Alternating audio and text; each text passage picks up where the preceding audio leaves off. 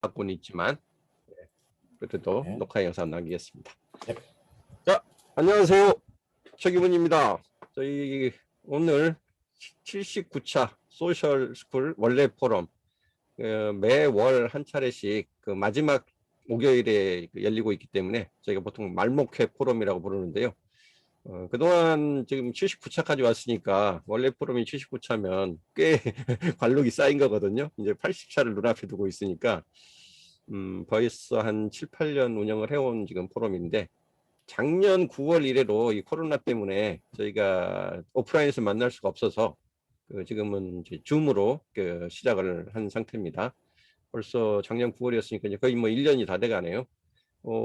대체적으로 이 메인 주제나 테마는 그 디지털 마케팅 혹은 뭐 소상공인 분들이나 그 개인 기업 하시는 분들이 좀 소소하게 알아서 써먹으면 좋은 그 마케팅 도구나 툴들 혹은 최근의 트렌드 이런 기법들 뭐 이런 거 위주로 이제 뭐 진행되는 그런 그 포럼인데 오늘은 특별히 1년에 몇 번은 저희가 사회 문제나 이런 그 국민 상식 이런 차원에서 좀 알아두면 좋겠다 싶은 테마를 가지고 연사를 모시기도 합니다. 그래서 오늘은 이번에 저기 녹색당의 그 새로 공동대표로 그 6기 그 바톤을 맡으신 분이기도 하고요. 그 이전에 그 대한 그 경제연구소 그 대안이라고 하는 곳에서 뭐 몇 년 전부터 그 이렇다라는 팟캐스트를 만들어서 우리 일반 국민들이 알아두면 좋은 어떤 경제 시사 상식에 대해서 꽤 열심히 그 홍보 활동, 그다음에 방송 활동들을 해오셨는데 거기 메인 우리 그 멤버 중에 한 분이시고요. 정확하게 좀 이렇게 소개를 뭘로 할까 지금 그 고민을 해서 여쭤봤었더니 기본소득 한국 네트워크라는 조직이 있답니다. 예, 거기에 지금 운영위원으로 계시고 경기도의 그 기본소득에 대한 그 자문도 하고 계시고 그런 분이세요. 김찬희 선생님이라고 저랑은 대학도에 인연이 있어서 오늘 특별히 좀 모셨거든요. 그래서 주제는 기본 그 선진국 진입 시대를 좀 얘기하는데 이 기본소득이라는 게 도대체 무엇이고 이게 어떤 개념이고 어떻게 이해를 해야 되는가. 그리고 이게 지금 최근에 이 코로나로 인한 재난지원금도 전 국민한테 지급을 해야 되느냐, 뭐 몇 프로까지를 지급하고 누구는 안 줘야 되냐 이거 가지고 지금도 지금 막 설왕설래 말이 많은데 기본소득과의 어떤 연장선에서 그런 재난지원금 같은 경우는 또 어떻게 배분하는 게 더 합리적이고 또 이 공정, 정의에 맞는 건지 그런 얘기들을 꼭 좀 한번 들어보고 싶어가지고 모셨습니다. 자, 우리 보통 한 10대 분 정도 오시는 그 포럼인데 휴가철이기도 하고 지금 보니까 주제가 또 이게 마케팅 쪽이 아니기도 하고 그래서 더군다나 이게 줌이라는 게 자기 그 이름이나 얼굴이 이게 나오기 때문에 이런 주제를 잡으면은 굉장히 오시는 분들이 주저하는 경우가 많더라고요. 아니나 다를까 지금 현재 지금 참가자가 6명만 찍혀 있는데 그럴 것 같아서 그 오늘 프로그램은 특별히 저희 그 소셜스쿨 그 페이스북 그 페이지를 이용해서 지금 라이브로 좀 돌리고 있습니다. 혹시라도 내가 직접 들어와서 줌으로 이렇게 토론하기는 조금 민망하다. 얼굴 뭐 내보내기가 좀 그렇다 싶으신 분들은 제가 링크를 하나 올려드릴 테니까 거기 링크 쪽 타서 라이브로 그냥 참여하시는 것도 괜찮을 것 같아요. 라이브 하시면서 그 댓글 같은 거 붙이면 댓글이 들어옵니다. 그러니까 그것도 한번 참고하시고 유튜브 쪽 라이브는 아니니까요. 혹시 뭐 유튜브 쪽에서 기다리시는 분 계시면 페이스북 쪽에 소셜스쿨이라는 페이지를 찾아서 들어오시면 보실 수 있을 것 같아요. 자, 몇 분 더 들어오신 분이 계신가요? 우리 멤버들 위주로 하고 또 한두 분 좀 들어오셨네요. 자, 뒤에 오시는 분들은 제가 한번 이따가 점검해서 한번 알려드리고요. 오늘은 뭐 기다려야 한다고 해서 뭐 사람들이 더 많이 오늘 나인 그 상황은 아니라서 우리 김찬희 선생님 모시고 직접 준비한 내용들을 들어보는 걸로 바로 시작을 하겠습니다. 혹시 그 중간에 혹시 쉬시는 타임이 있거나 뭐 궁금증 질문 같은 거 있으면 쉬는 타임을 좀 만들지는 좀 진행하면서 우리 김찬희 선생님께 판단을 요청토록 할게요. 자, 일단 오신 분들 우리 좀 새로운 주제인데요. 우리 김찬희 선생님 큰 박수로 환영을 해주시면 고맙겠습니다. 네. 자, 짝짝짝짝. 예. 네. 예. 그리고 예, 화면은 이제 그쪽에서 넘겨받으시죠. 지금 화면을 미리 좀 공유를 해놔드렸는데, 예, 잠깐 네. 뭐 화면 공유 끄시고 인사해 주셔도 좋고요. 네, 예. 제가 말을 하면 화면이 나올 것 같은데요. 그런가요? 그런가요? 안 네. 나오는가요? 어떻게 해야 요새는 되나? 화면을 잡으면 화면만 발랑 아, 뜨는 경우도 있더라고요. 그러면요. 예, 예, 화면을 일단 잠깐 공유 끄시고, 예, 중지하고요. 예, 얼굴 한번 보여주시면 좋을 것 같아요. 네, 자, 예, 보이나요? 예, 네, 보입니다. 네, 네. 네, 소개받은 김찬휘라고 합니다. 음. 여러 가지 활동을 하고 있고요. 오늘 주제와 관계에서는 기본소득 한국 네트워크라는 시민단체입니다. 거기서 운영위원을 맡고 있습니다. 활동한 지는 한 6, 7년 됐고요. 그래서 오늘은 주제를 선진국 진입과 기본소득 재난지원금 그런 주제를 갖고 한번 말씀을 드리려고 합니다. 다시 이제 공유를 해서 자료와 함께 말씀을 드리도록 하겠습니다.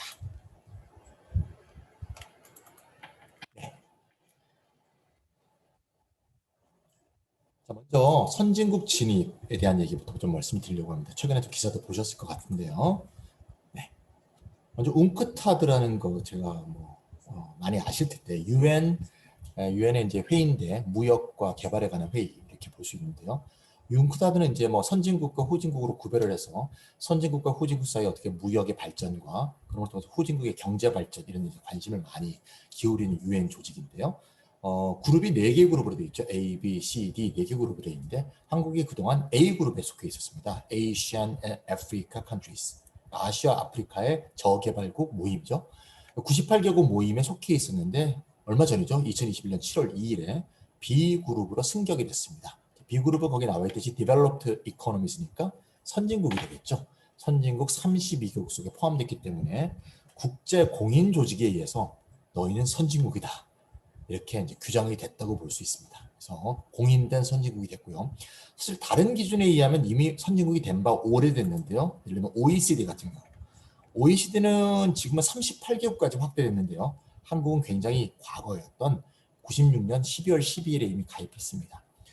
OECD는 조금 웅크타드하고 좀 차이가 있는데 OECD는 시작이 원래 2차 세계대전이 끝나고 나서 미국이 유럽을 경제개발하기 위해서 쉽게 말하면 소련과 같은 공산권에 대항하기 위해서 유럽의 부흥 계획을 세우면서 만들어진 단체이기 때문에 유럽이 많이 가입해 있고 쉽게 말하면 미국하고 친한 경제국 연합 이렇게 볼 수가 있죠. 사실은 거기엔 좀 일찍 가입했습니다. 그래서 선진국 연합하고 좀 차이가 있는데 어쨌건 좀 경제적으로 발전된 그런 것에 속한다 이렇게 볼 수 있겠고요. 그런 이제 GDP 순으로 보면 21년도 IMF 자료에 따르면 명목 GDP 기준으로는 세계 10위. 구매력 GDP는 뭐 인플레이션이라든가 환율 같은 걸 고려하는 거죠. 뭐 흔히 빅맥 지수라고 하는 그런 것들도 이제 구매력 지수인데요. 구매력 지수로 보면 세계 14위에 해당하는 거니까 굉장히 선진국이다. 이렇게 말할 수 있겠습니다. 선진국 진입에 대한 말씀을 드렸습니다. 이런 선진국 현실에서 우리 보통 사람들의 삶이 어떻게 되어 있는가 그런 지표를 한번 같이 보도록 하겠습니다. 평균 소득 3만 불 시대란 말도 우리가 몇 년 전부터 들었는데요. 2020년 작년이죠. 작년 1인당 국민소득 이제 1인당으로 나눈 거니까 우리나라 사람들이 이제 인구가 많죠. 5,100만 명으로 나눠보면 아까 12, 14위보다는 상당히 떨어집니다. 그래서 1인당 국민소득 GNI가 26위. 근데 보통은 이제 한 40위권, 50위권까지를 보통 선진국이라고 하니까 그래도 선진국입니다. 그래서 월드뱅크 통계에 따르면 2020년에 1인당 3만 2천 불이다. 이렇게 돼 있습니다. 1인당 3만 2천 불이니까 2인이면 2배일 거고 3인이면 3배일 거고 4인이면 4배의 연간 국민소득을 달성한다. 이렇게 볼 수 있겠죠. 이걸 이제 경제학 지표로 보면 4인 가구 기준 연소득 계산해 보면 3만 2천 곱하기 4 이렇게 하면 나오겠죠. 거기에 지금의 환율을 계산을 해보니까 만약에 우리의 집이 4인 가구고 저는 4인 가구니까 4인 가구를 해봤습니다. 4인 가구이라고 볼 때 1인당 4인 가구 국민소득은 1억 5천만 원에 해당한다. 이렇게 볼 수 있겠습니다. 좀 느낌이 안 오죠. 1인당이니까 1억 5천이라는 게 사실 평균 개념이란 얘기죠. 그러니까 4인 가구의 연소득이 1억 5천이면 부자가 아니고 평균이다 이런 말이니까 이게 내가 보는 모든 인간은 왜 평균 이하 인간들만 있지? 이런 생각이 딱 들 수밖에 없습니다. 좀 더 엄밀한 경제적 개념을 적용해 보겠습니다. 국민 총소득 중 가계소득의 비율이다. 이런 개념이 있는데요. 좀 더 경제학으로 들어왔습니다. 아까 4인 가구 1억 5천은요. 1인당 국민소득을 곱하기 그냥 4인 한 건데요. 네, 고등학교 때 경제 시간에 다 배우셨을 것 같습니다. 국민소득은 크게 세 가지 요소로 구성되어 있죠. 예, 국민소득을 형성하는 세 개의 단위가 가계, 정부, 기업, 이게 세 개의 단위로 구성된다고 아마 기억나시죠? 그래서 가계소득이 있고 기업소득이 있고 정부소득이 있습니다. 쉽게 말씀드려서 현대자동차에서 자동차를 막 생산했어요. 그래서 울산 야적장에 막 세워놨어. 못 팔았어. 그래도 이거는 기업소득에 잡힙니다. 기업이 생산한 것이기 때문에 국민소득으로 가계소득으로 넘어가지 않죠. 그렇게 계산해 보면 2017년 OECD 자료에 따르면 국민 총소득 중 가계소득 비율이 61% 정도밖에 안 됩니다. 이게 무슨 말인가 하면요. 정부의 소득과 기업의 소득이 가계소득으로 전환되는 비율이 매우 낮다 그 얘기입니다. 유럽은 보통요. 가계소득 비율이 총 국민소득 중에서 80% 정도예요. 미국도 70% 정도니까 꽤 높습니다. 일본도 우리보다 높습니다. 그 얘기는 기업 소득이 가계 소득으로 다른 나라, 다른 선진국에 비해서 덜 넘어온다. 그러니까 기업 소득이 가계 소득으로 넘어오려면 배당 같은 걸 많이 때리거나 임금을 많이 줘야겠죠. 배당과 임금으로 넘어가는 게 선진국보다 적다 이 얘기입니다. 정부 소득이 가계 소득으로 넘어가려면 정부가 가계에 현금을 쏴야 됩니다. 이걸 어려운 말로 공적 이전 지출이라고 하는데요. 공기관이 가계한테 돈을 쏜다 이거죠. 공적 이전 지출도 한국이 굉장히 낮다. 이걸 말해줍니다. 그래서 어쨌건 좀 설명이 좀 복잡했는데 어쨌건 이 4인 가구 1억 5천 중에서 국민 가계소득은 61%라는 얘기입니다. 그렇게 계산해보면 4인 가구 가계소득은 9,298만 원이 됩니다. 다시 정리하면 4인 가구인 우리 집이 연간 9,300만 원을 벌면 우리나라 평균 가계소득이다 그 얘기입니다. 그렇게 봐도 왜 우리 집은 평균 가계소득 이하지? 이러신 분들이 꽤 많을 것 같아요. 자꾸 이 평균 개념이 나와 동떨어진 느낌이 든다면 그만큼 우리나라의 소득 불평등이 큰 겁니다. 하나의 개념을 더 보겠습니다. 숫자가 많이 나오는 이유는 뭔가 하면요. 최근에 저도 유튜버인데 유튜브에 가짜뉴스가 너무 많아요. 그러니까 주장하면 팩트인 척하는 놈들이 너무 많아. 그래서 제가 팩트를 갖고 얘기해야 되기 때문에 통계가 자꾸 늘어나요. 실제 통계, 권위 있는 통계를 이용해서 하나 더 볼게요. 중위소득이라는 개념이 있습니다. 많이 들어보셨죠? 중위소득은 평균과 다릅니다. 평균은 수학 개념 아닙니까? 예를 들면 10명의 평균은 10명의 소득을 다 더한 다음에 나누기 10을 하면 평균이 나오죠. 9명이 다 굶어 죽어도 10번째 인간이 빌 게이츠면 평균 소득이 확 올라가죠. 하지만 중위소득은 11명을 세웠을 때 6번째에 서 있는 소득을 중위소득이라고 합니다. 그러니까 평균 개념하고는 완전히 다르죠. 항상 보건복지부가 매년 4인 가구, 3인 가구, 1인 가구, 6인 가구 중위소득을 발표하는데요. 4인 가구 중위소득을 연소득으로 계산해보면 올해 5,852만 원입니다. 세 개 수치를 보여드렸습니다. 국민소득으로 볼 때 평균, 가계소득으로 볼 때 평균, 4인 가계소득으로 볼 때 중위소득, 이 세 개가 격차가 어마어마하게 발생하고 있습니다. 그러니까 중위소득과 평균 가계소득의 차이만큼 또는 중위소득과 4인 가구 연소득의 차이만큼 엄청난 소득 불평등이 발생하고 있는데 이거를 정부의 소득이나 기업 소득의 가계소득 이전으로 해결이 안 되고 있는 상황이다. 제가 어릴 때 부모님한테 가장 많이 듣던 말이 이 말입니다. 일본이라는 나라가 그때 우리나라보다 굉장히 잘 자랐습니다. 제가 이제 최기문 대표하고 동기니까 제 나이는 몇 살인지 아시겠죠? 네, 제가 부모님한테 제일 많이 들은 게 뭔가 하면 일본이라는 나라는 굉장히 부자인데 일본 국민은 가난하더라. 이 말 정말 제가 귀에 못이 박히게 들었는데요. 일본 갖고 얘기할 게 아니고 우리나라가 지금 그런 형국이다. 이런 말을 말할 수가 있습니다.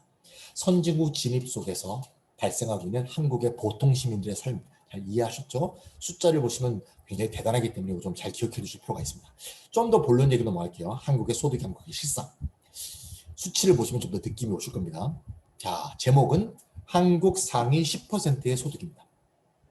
한국의 500만 명의 소득. 예, 500만 명의 가구 소득을 계산한 겁니다. IMF가 2016년 발표했습니다. 잘 보시면 왼쪽 표를 한번 보세요. 95년도 한국 보이십니까? 95년대 한국은 상위 10%의 소득이 전체 국민 소득의 29%를 차지했대요. 굉장히 좋은 나라였죠. 저는 이 정도 되면 참 좋은 나라일 것 같아요. 여러분들 90년대 다 살아보셨죠? 여기 아주 어리신 분들은 없으니까요. 생각해보면요. 90년대가 우리가 가장 보통 사람들이 살기 좋았어요. 기억하시죠? 90년대 때 음악도 굉장히 활기찼어요. 매우.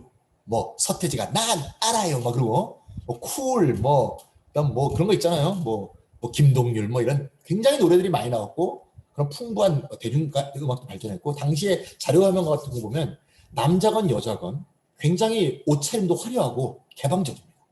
왜 그랬냐? 우리가 80년대 때 군사독재 시절에 살았지만 잘 알다시피 삼저호황이라는 게 존재했죠. 이자율이 낮고 환율이 낮고 유가가 낮고 이 세 가지가 낮아서 80년대 전두환 군사독재 시절에 엄청난 경제 발전을 일으켰습니다. 한국이. 그래서 북한은 뭘 따돌리게 되죠. 그리고 87년 민주화가 되고 88년에 노동자들 파업이 나서 89년도에 최저임금이 109% 올랐어요. 그런 식으로 분배 구조가 개선된 거죠. 그래서 상위 10%의 소득이 좀 줄어들고요. 국가의 부를 많은 사람이 나눠 가지던 그런 시절이 95년 상황입니다. 97년에 어떤 일이 있었는지 잘 아시죠? IMF 위기가 오면서 경제 위기는 빈부 차이가 생기는 가장 큰 원인 중에 하나죠. 예를 들면 내가 3억의 빚을 져서 집을 샀다. IMF 때 우리가 이자율이 28%까지 갔던 제가 기억이 나는데 이자 내다가 뻗어버리는 거죠. 그럼 경매 처분 당하고 우리는 알거지 되고 여윳돈 있는 사람은 경매로 싸게 사서 나중에 경기가 회복되면 돈 버는 거죠. 그러다 보니 18년도 안 되는 상황에서 2013년 한국이 상위 10% 소득이 45%가 됐습니다. 제가 왜 2013년 얘기를 하냐면요. 이때 2013년이 아시아 1위에 한국이 등극했습니다. 소득 불평등 아시아 1위. 금융자본주의 나라인 싱가포르와 아까 우리 아버지가 항상 얘기했던 일본을 이겼어요. 소득 불평등에서. 그 이후로 아시아 1위를 내놓지 않았습니다. 2017년 노동연구원 총리실 산하 조직이죠. 노동연구원에 따르면 상위 10% 소득이 50.6%를 돌파했다. 미국이 48%니까요. 미국을 이겼습니다. 그래서 굉장히 소득 불평등이 커지고 있다. 제가 기본소득 강의를 한 100번 이상 했는데요. 한 200번 한 것 같습니다. 소득 불평등 얘기를 하면 말이죠. 이제 연배가 많으신 분들이 좀 불쾌감을 표현하는 경우가 있어요. 이렇게 불쾌감을 표현합니다. 아니 부자는 열심히 일해서 부자가 됐고 가난한 사람은 게을러서 가난하게 됐는데 그걸 뭐 정부가 어쩌란 말이냐. 가난은 나라 하나님도 해결 못하는 거예요. 이러면서 저한테 이제 얘기하시는 분들이 굉장히 많습니다. 그래서 그분의 말씀은 저는 굉장히 경청합니다. 왜냐하면 만약에 이 소득 불평등이 정말 열심히 일하고 덜 일한 것의 결과라면 어떻게 보면 그 소득 불평등은 승복하는 게 옳다고 봅니다. 그게 공정한 거죠. 저는 그렇게 생각해요. 그래서 궁금해졌어. 이 시기 동안 발생한 소득 불평등은 뭐 때문에 생겼을까? 궁금하지 않습니까? 그래서 자료를 찾아봤습니다. 전부 자료를 갖고 얘기하겠습니다. 저는 제 주장 갖고 얘기하면 여기 설득력이 없어요. 최근에 너무 가짜뉴스시라서 아직까지 얘기했던 총리실 산하의 한국노동연구원의 2019년 자료입니다. 왜 노동연구원 이런 자료를 보냐면요. 우리나라는요 소득 자료와 조세 자료를 우리 같은 연구자한테 공개하지 않아요. 국책기관들만 갖고 있어요. 그래서 우리가 못 봐요. 그래서 그들의 자료를 통해서 우리가 간접적으로 보는 겁니다. 표를 한번 같이 볼게요. 10%를 쪼갰습니다. 최상위 1%, 상위 50만 명입니다. 1에서 5%, 5에서 10%, 세 개로 쪼개봤어요. 잘 보시면 1%가 상위 1%가 까만색이죠. 까만색. 요 세 개 그래프 중에서 맨 밑입니다. 보이시죠? 1에서 5%. 이게 삼각형 동그라미입니다. 맨 위에 있습니다. 보이시죠? 동그라미 흰색이 있습니다. 5에서 10%. 예, 상대적으로 좀 덜 잘 사는 분들이죠. 예, 여기 있는 분들 중에서 여기에 포함될 수도 있다는 생각도 듭니다. 여기는 중간에 있습니다. 동그라미 흰색. 잘 보세요. 이 1%, 1, 5%, 5, 10% 사이가 맹렬하게 소득이 증가했던 시절이 언젠가 보세요. 97년부터 2007년까지입니다. 그래프 막 올라가고 있죠? 97년부터 2007년까지. 이 10년 동안 맹렬하게 소득 불평등이 진행이 됐다. 97년이 뭔지 아시죠? 아까 얘기했죠? IMF. 그러니까 경제 위기가 오고 그 경제 위기 상황에서 중산층은 파산하고 소득 불평등이 엄청나게 커졌다. 즉 돈이 있는 사람은 돈을 더 모으고 보통의 평민들은 쓰러지는 시기가 되었다. 그러니까 이거는 어떤 사람이 근면하고 어떤 사람이 안 근면해서의 문제가 아니고 경제 위기의 피해가 보통 시민에게 전가됐다. 이걸 잘 보여주는 거죠. 이 10년의 세월은 그렇습니다. 좀 가슴 아픈 것은요. 이 10년이 소위 민주정부라고 얘기하는 10년입니다. 김대중 정부 5년, 노무현 정부 5년. 기억하시겠지만 노무현 대통령이 임기 말에 이런 말을 했습니다. 권력은 시장에게 넘어갔다. 이런 말을, 유명한 말을 남겼죠. 그 얘기는 이런 말이죠. 내가 정부에 맨 높은 데 서 있는데, 앉아 있는데, 내가 정부가 어찌 못하겠다. 뭐 그런 얘기를 한 겁니다. 어찌 못했는 건지, 어찌 할 수 없었던 건지, 그건 뭐 알 수 없지만, 어쨌든 그때 10년 동안 그런 일이 생겼습니다. 그 다음 보세요. 2007년부터 2017년까지 10년을 봅시다. 이명박 정부 5년, 박근혜 정부 5년입니다. 4년입니다. 잘 보시면 위에 두 개는 성장하긴 성장하지만 완만하게 성장하고 있습니다. 보이시죠? 그런데 까만색 동그라미는 여전히 맹렬하게 증가하고 있습니다.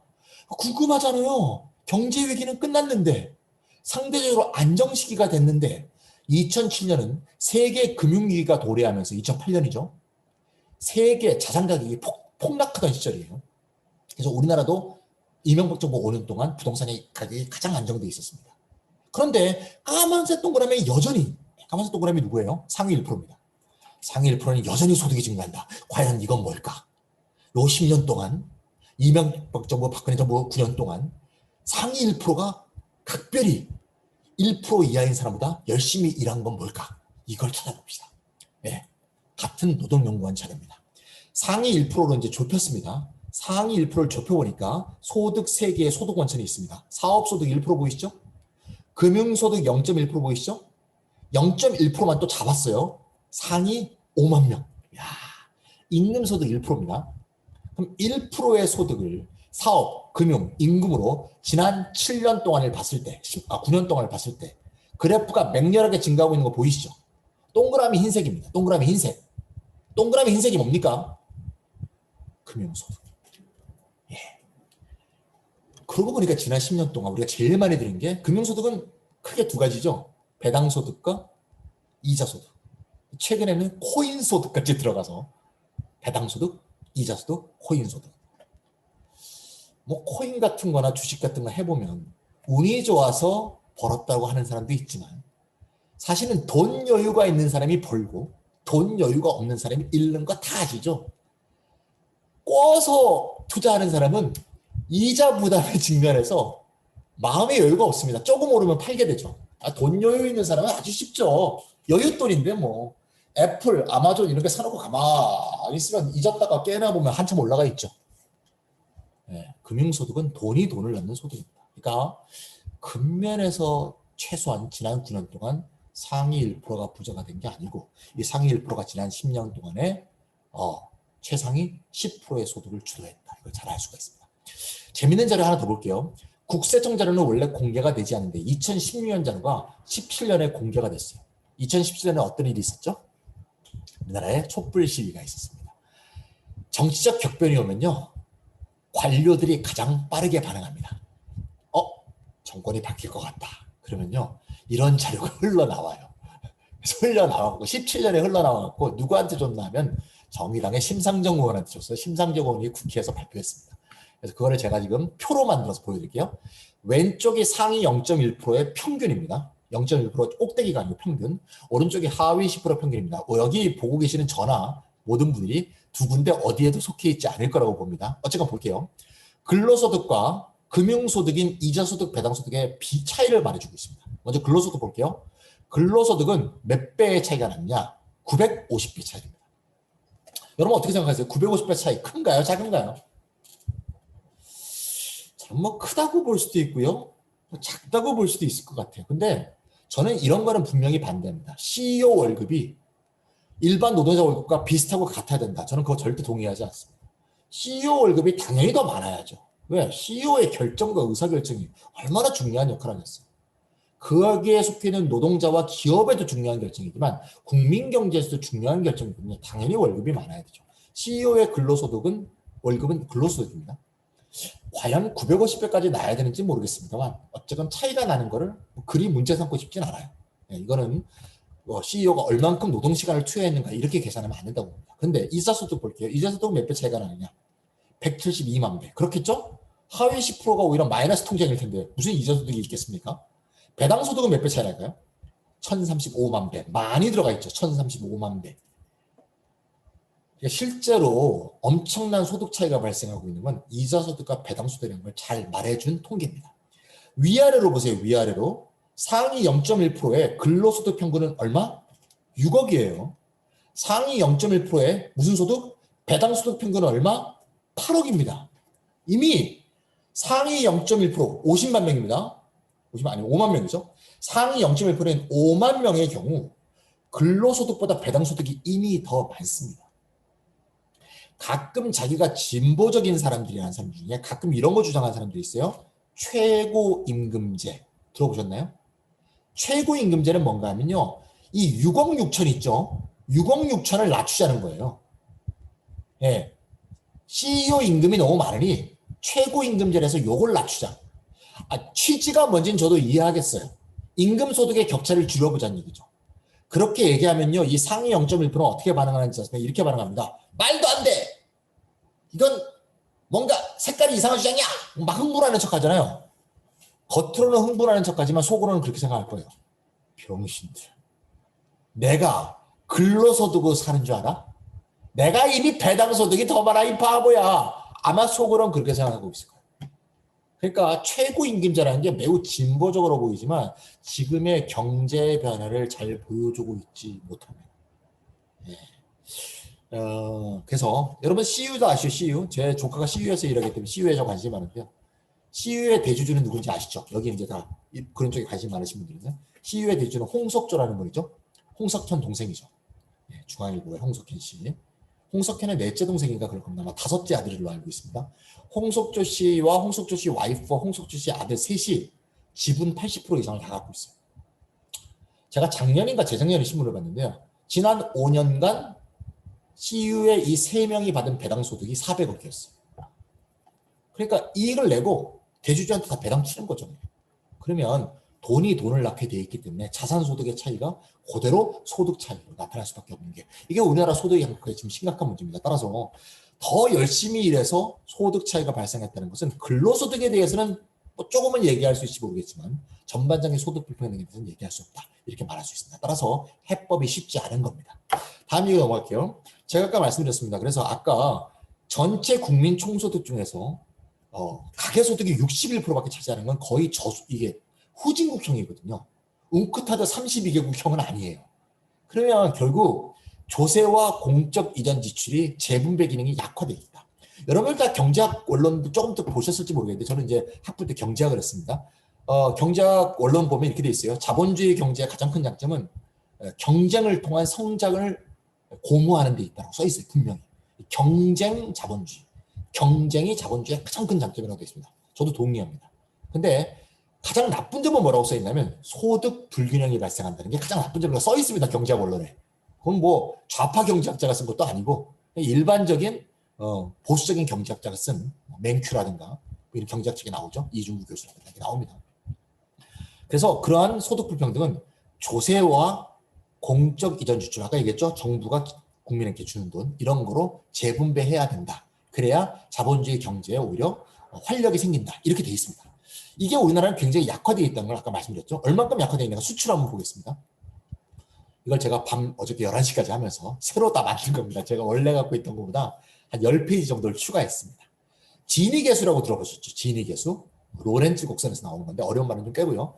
그러니까 지니계수는 이렇게 보시면 되겠습니다. 소득 불평등을 표현하고 있는 게 아까 제가 상위 10%의 소득 비율로 한번 표현해줬죠. 그러니까 상위 10%로 표현하는 방법이 있고요.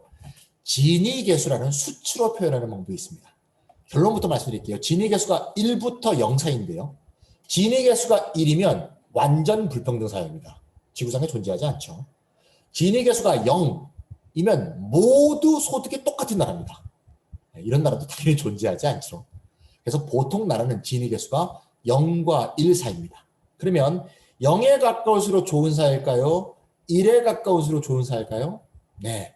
0에 가까울수록, 지니계수가 0에 가까울수록 더 소득 불평등이 적은 좋은 사회가 되겠습니다. 이해 가시겠죠?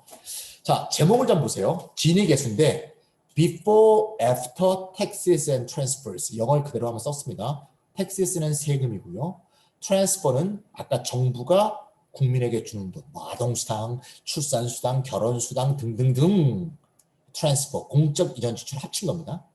텍스와 트랜스퍼를 하기 전 before, 텍스와 트랜스퍼를 하고 나 after, 이때 진위계수를 각각 계산한 겁니다. 이해가시죠? 네. 그러면 before가 의미하는 건 뭐냐? 시장 소득이 딱 주어졌을 때, 즉 조세를 걷기 전, 세해 전, 공적 이전 지출을 하기 전, 공적 이전 지출은 어떻게 하죠? 세금을 걷어서 하는 거 아니겠습니까? 네. 이거 하기 전, 시장에서 다 일한 결과로 또는 자본소득의 결과로 발생했을 때 진위계수를 보니까 그게 before입니다. OECD 저럽니다. 2018년. OECD 국가만 있겠죠? 프랑스, 영국, 일본, 독일, 폴란드, 노르웨이, 스웨덴, 캐나다 이 순서는 before 진위계수 순입니다. 놀랍게도 한국이 굉장히 낮죠. 0.40입니다. 그러니까 이 얘기는 뭔가 하면 우리나라가 어떻게 보면은 자본소득이 점점 늘어나고 있는데 정말 선진국보다는 오히려 좀 적다는 것을 잘 말해주고 있습니다. 그래서 세해 전, 공적 이전 전, 시장 소득에 따른 진위계수는 0.40입니다. 프랑스, 영국 이런 데 보니까 굉장히 높죠. 0.5. 여러분들 피케티란 말 들어보시면 피케티는 프랑스 교수입니다. 피케티가 그래서 프랑스나 영국 같은 유럽의 소득 불평등은 자산 불평등 때문에 생기는 거라는 유명한 이른바 21세기 자본이라는 책에서 썼죠. 그만큼 크게 발생합니다. 근데 더 궁금한 거는 애프터입니다. 조세와 공적 이전 지출을 한 다음에 진위계수를 제가 보여드릴게요. 어떻게 될까요? 결론은 벌써 느낌이 오시죠? 프랑스는 5였던 게 3이 됐습니다. 0.3. 영국도 0.3, 0.3. 우리가 흔히 복지국가라고 하는 노르웨이, 스웨덴은 2.6입니다. 2.7. 한국은요? 영국 다음으로 2등이네요. 4.0이었는데 텍스 거두고 공적 이전 지출했는데 0.345밖에 안 돼요. 그럼 결론은 뭘까요? 우리나라는 조세와 공적 이전 지출이 소득 재분배를 교정하는 기능이 매우 약하다. 가끔 말이죠. 조세와 공적 이전 지출 얘기하면 사회주의자다, 공산주의자다 이렇게 어디서 유튜브에서 잘못 듣고 와서 그렇게 비판하는 사람들이 있는데 제가 늘 말씀드린 것은 선진국이 바로 그런 걸 하고 있습니다. 네, 프랑스, 영국, 일본, 독일, 폴란드, 노르웨이가 진위계수 떨어진 거 보세요. 세금을 많이 걷어서 많이 나눠준다 그 얘기입니다. 우리나라는 별로 하지 않는다. 그럼 이런 상황이 계속되면 우리나라는 경제가 성장하면 성장할수록 세상은 점점 더 흉흉해지고 청년들은 점점 더 코인 사사가 일확천금을 노리고 대부분은 거지되고 이런 사회로 흉흉해질 것이다. 브라질에 제가 친구가 사는데요. 브라질에 가장 잘 나가는 사업 중에 하나는 평민들이 하는 사업 중에 유계업이래요. 유계업. 소득 불평등이 커지요. 거기가. 유계업은 아주 기업화되어 있어서 유계업의 본질이 있대요. 절대 유계한 아동을 죽이지 않는답니다. 왜? 이거 돈벌이 수단이지 죽이면 뭐 할 거야? 돈을 버나? 못 죽일 거 아니에요. 예. 그래서 그런 일도 있었대요. 신문에 났는데 한 번 유괴된 어떤 애가 나중에 돌아와서 한 얘기가 이번이 6번째였어요. 이런 일도 있대요. 그러니까 갈 때마다 물어보는데 아저씨 저번에 첫 번째 때 했던 아저씨 아니에요? 뭐 이렇게 물어보기 잘돼. 아, 이 새끼야 모른 척해. 이랬네요. 그래서 서로 모른 척하는 게 그렇게 함부돼 있답니다. 이런 사회까지는 우리가 안 갈 거겠지만 그래서 저한테도 이런 기회를 주시니까 이걸 보시면 느낌이 딱 올 겁니다. 이거를 좀 더 재밌는 표로 한번 볼게요. OECD 자료인데요. 이거 보면 알 수 있습니다. 여기 위에 파란색 네모칸이 보이시죠? 파란색 네모칸이 before예요. before. 좀 전에 봤죠? 밑에 흰색 보이죠? 흰색. 회색 동그라미 보이시죠? 이게 after예요. before, after의 진위계수 차이가 전부 많이 생기죠. 보이시죠? 그 차이가 적은 나라일수록 조세와 공적 이전 지출이 재분배 기능을 못한다는 얘기입니다. 거의 붙어있는 나라가 4개가 있죠. 보이세요? 그렇죠? 그러니까 before, after의 진위계수 차이가 별로 없는, 그러니까 그 나라가 어디입니까? 첫 번째 코리아죠? 중간에 있죠? 오른쪽에 3개 있네요. 누굽니까? 터키, 멕시코, 칠레. 이 나라 전체가 지금 OECD 국가입니다. OECD가 36개국이었다가 최근에 콜롬비아와 코스타리카가 들어갔어요. 여기 콜롬비아, 코스타리카는 빠진 상황입니다. 리투아니아, 라트비아도 빠졌습니다. 그러니까 지금 34개국일 때 얘기인데요. 터키, 멕시코, 칠레 수준입니다. 한국이. 저는 가끔 기본소득 얘기하면 우리나라가 베네수엘라처럼 될 거라고 걱정하는 사람들 유튜브에 굉장히 많습니다. 제가 늘 얘기하고 싶어요. 여기서 베네수엘라가 남미를 말하고 계신다면 우리나라는 이미 남미 수준이다. 멕시코, 칠레. OECD에서요. 남미 나라는 멕시코, 칠레밖에 없었어요. 최근에 콜롬비아, 코스타리카 들어왔습니다. 이 네 개입니다. 전부 친미 국가죠. 네 개가. OECD는 원래 그렇게 구성되어 있습니다. 그러니까 우리가 이미 조세와 공적 이전 지출이 굉장히 약하다. 그래서 우리나라 사람들한테 물어봅니다. 뭐라고 물어보죠? 우리나라 세금이 많다고 생각하세요? 적게 생각하세요? 제가 많이 물어봐요. 우리나라 국민 중에서 세금의 적다고 얘기하는 사람 한 명도 없어요. 다 세금이 많다. 우리나라 세금 너무 많아요. 놀라운 것은 우리나라 세금 진짜 적게 냅니다. 한번 볼게요. 우리나라의 조세 부담률입니다. 왼쪽 표 볼게요. 조세 플러스 준조세라고 보이죠? 아마 오늘 재밌으실 거예요. 이런 수치들을 이렇게 딱 막내에서 보시는 일이 별로 없을 겁니다. 저도 이게 한 4년 동안 계속 개량한 PPT이기 때문에 훨씬 더 매년 개선됩니다. 어젯밤 11시에도 개선됐듯이. 조세는 세금이고요. 준조세는 보험료를 말합니다. 국민연금, 건강보험, 고용보험 등. 그래서 조세, 준조세는 결국 다 뜯기는 거기 때문에 국가에 그냥 한꺼번에 해서 또 국민부담률이라고 표현하는데 그냥 쉬운 말로 조세부담률이라고 했습니다. GDP 대비 조세부담률이라는 말을 말했습니다. 네, GDP 대비해서 국내 총생산 대비 어느 정도의 세금을 부담하느냐. 이게 순위예요. 세계 1위 누구? 프랑스. 네, 총 생산된 소득의 46%를 세금으로 냅니다. 어마어마하죠. 덴마크 46%, 벨기에, 스웨덴, 핀란드, 이탈리아 순으로 세계 OECD 1, 2, 3, 4, 5, 6이고요. OECD뿐이 아니라 전 세계 6위까지입니다. 우리나라 OECD 평균 36개국일 때 평균입니다. 17년이니까 34%예요. 우리나라는요? 26.9%. 제가 왜 2017년 자료를 갖고 왔냐면 18년부터는요. OECD 전 나라 자료가 없어요. 전 나라 자료가 있는 17년을 들고 왔습니다. 박근혜 정부 마지막 해죠. 36개국 중에 몇 등? 31등이에요. 그러면 우리 위에 누가 있냐? 이런 나라들이 있어요. 라트비아, 리투아니아, 폴란드, 헝가리, 체코가 다 우리 위에요. 우리가 생각할 때 다 우리보다 후진국이라고 생각하잖아요. 왜? GDP가 우리보다 낮아요. GDP가 우리보다 낮는데요. 기니 개수는 세후로 볼 때는 우리보다 더 좋아요. 우리나라보다 더 살기 좋은 나라는 거예요. 쉽게 얘기하면. GDP가 조금 낮을 뿐. 분배가 더 잘 돼 있는 나라인 거죠. 우리나라 사람들이 잘 몰라요. 세금이 우리나라가 31. 우리 밑에 있는 나라는 터키, 칠레, 멕시코 그런 나라밖에 없어요. 그런 세금을 적게 걷으니까 사회복지 지수를 어떻게 할까요? OECD 34개국 중에 34위입니다. 34등. 우리 밑에 아까 봤죠? 멕시코, 칠레밖에 없어. OECD 평균이 20%니까 OECD 평균에 반도 되지 않는다. 프랑스 아마 이런 얘기 많이 들으셨죠? 우리나라 신문에도 많이 나잖아요. 아유 프랑스로 유학 갔더니 나는 국민도 아닌데 아유 애 낳았더니 애 출산휴가 줘, 출산수당 줘, 뭐 아동수당 18세까지 또 줘, 뭐 또 줘, 뭐 또 줘, 뭐 또 줘. 너무 좋은 나라야. 그럼 우리 국민들 어떻게 생각해? 어머 프랑스 너무 좋은 나라다. 너 좋은 나라 가서 너무 부럽다. 근데 우리나라에 그런 나라 만들자 그러면 다 반대. 왜 내 세금 뜯어가? 얘네들이 이렇게 사회복지 지출을 많이 하는 거는요. 세금을 많이 걷으니까 가능하죠. 그래서 사회복지학에서는 고부담 고복지 사회라고 그러죠.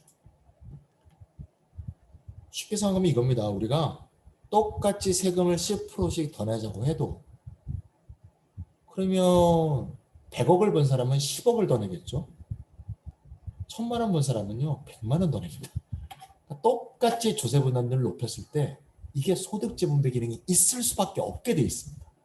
근데 자기 100만 원 덜 내려고 그걸 반대하는 사람들이 우리나라 너무 많아요. 그래서 제가 미국 얘기를 한번 해볼게요. 이 얘기는 좀 시간 제약상 넘어가겠습니다. 레인건 얘기를 해야 되니까 요거 얘기하는 게 더 재밌을 것 같아서요. 여러분들은 다 사회생활을 해보신 분들이니까 누진세를 다 아실 겁니다.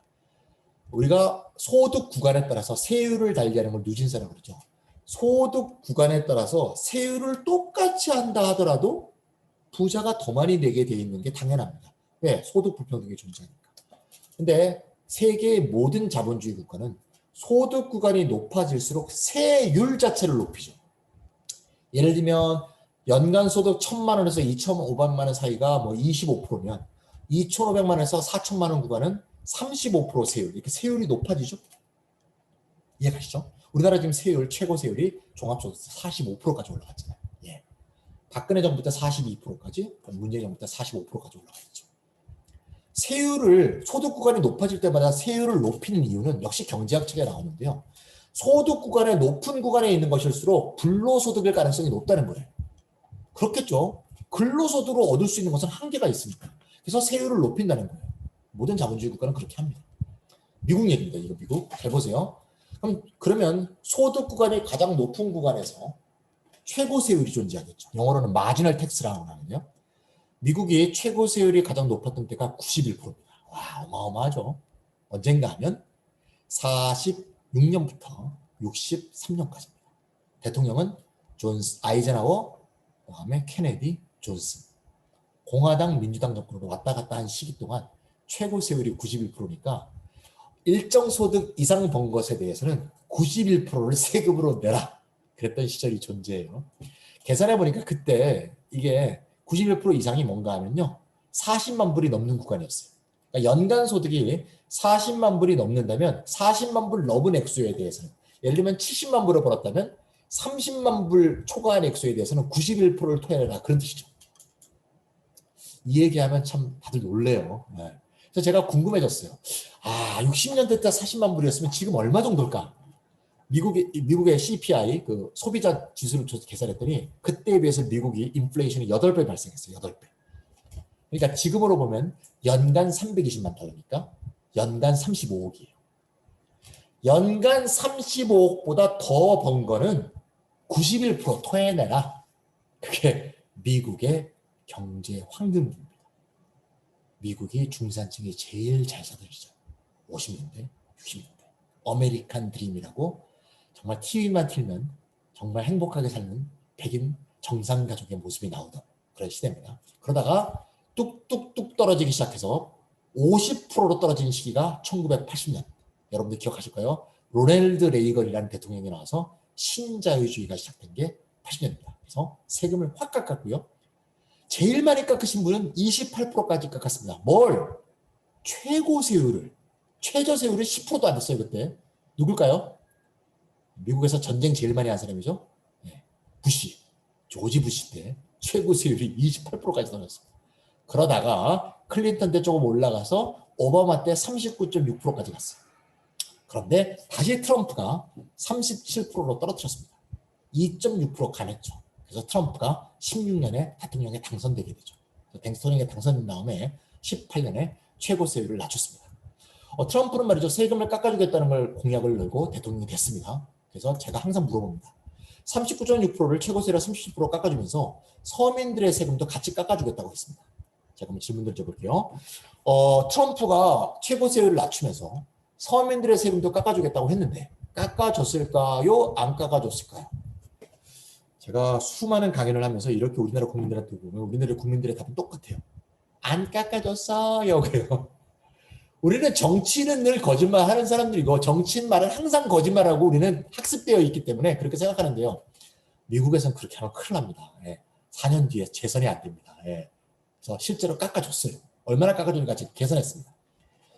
연간 소득 2만 불이니까 우리나라 기준에서도 가난한 사람입니다. 연소득 2,300만 원밖에 안 되는 사람이에요. 얼마나 세금을 깎아줬나 했더니 트럼프가 40만 원 깎아줬어요. 기분 좋을까요? 나쁠까요? 너무 좋지. 세금을 40만 원이나 돌렸는데 얼마나 기분이 좋겠어. 트럼프 역시 훌륭한 대통령이야. 내가 잘 찍었어. 제가 궁금해졌어요. 트럼프는 얼마나 세금이 줄었을까? 제가 계산해 봅니다. 계산했더니 170억 원 줄었어요. 자기 세금 40만 원 줄었다라고 만세 부르면 그냥 속된 말로 바보 되는 겁니다. 바보. 트럼프 170억 차라리 서로 깎지 않고 170억 40만 원을 더 걷어서 더 좋은 사회복지 지출에 쓰는 게 맞죠. 그래서 저는 항상 내년에도 대선이 있지만 뽑지 말아야 될 대통령 1번으로 항상 이렇게 말합니다. 세금은 적게 걷고 복지는 늘려주겠다는 사람. 전형적인 거짓말입니다. 예. 이게 제일 나쁜 후보다. 박모 후보라고 있어요. 한번 찾아보세요. 세금은 깎아주고 복지는 늘리겠다. 이 사람은 절대 뽑으면 안 됩니다. 예. 박모 씨. 두 번째로 나쁜 후보는 이겁니다.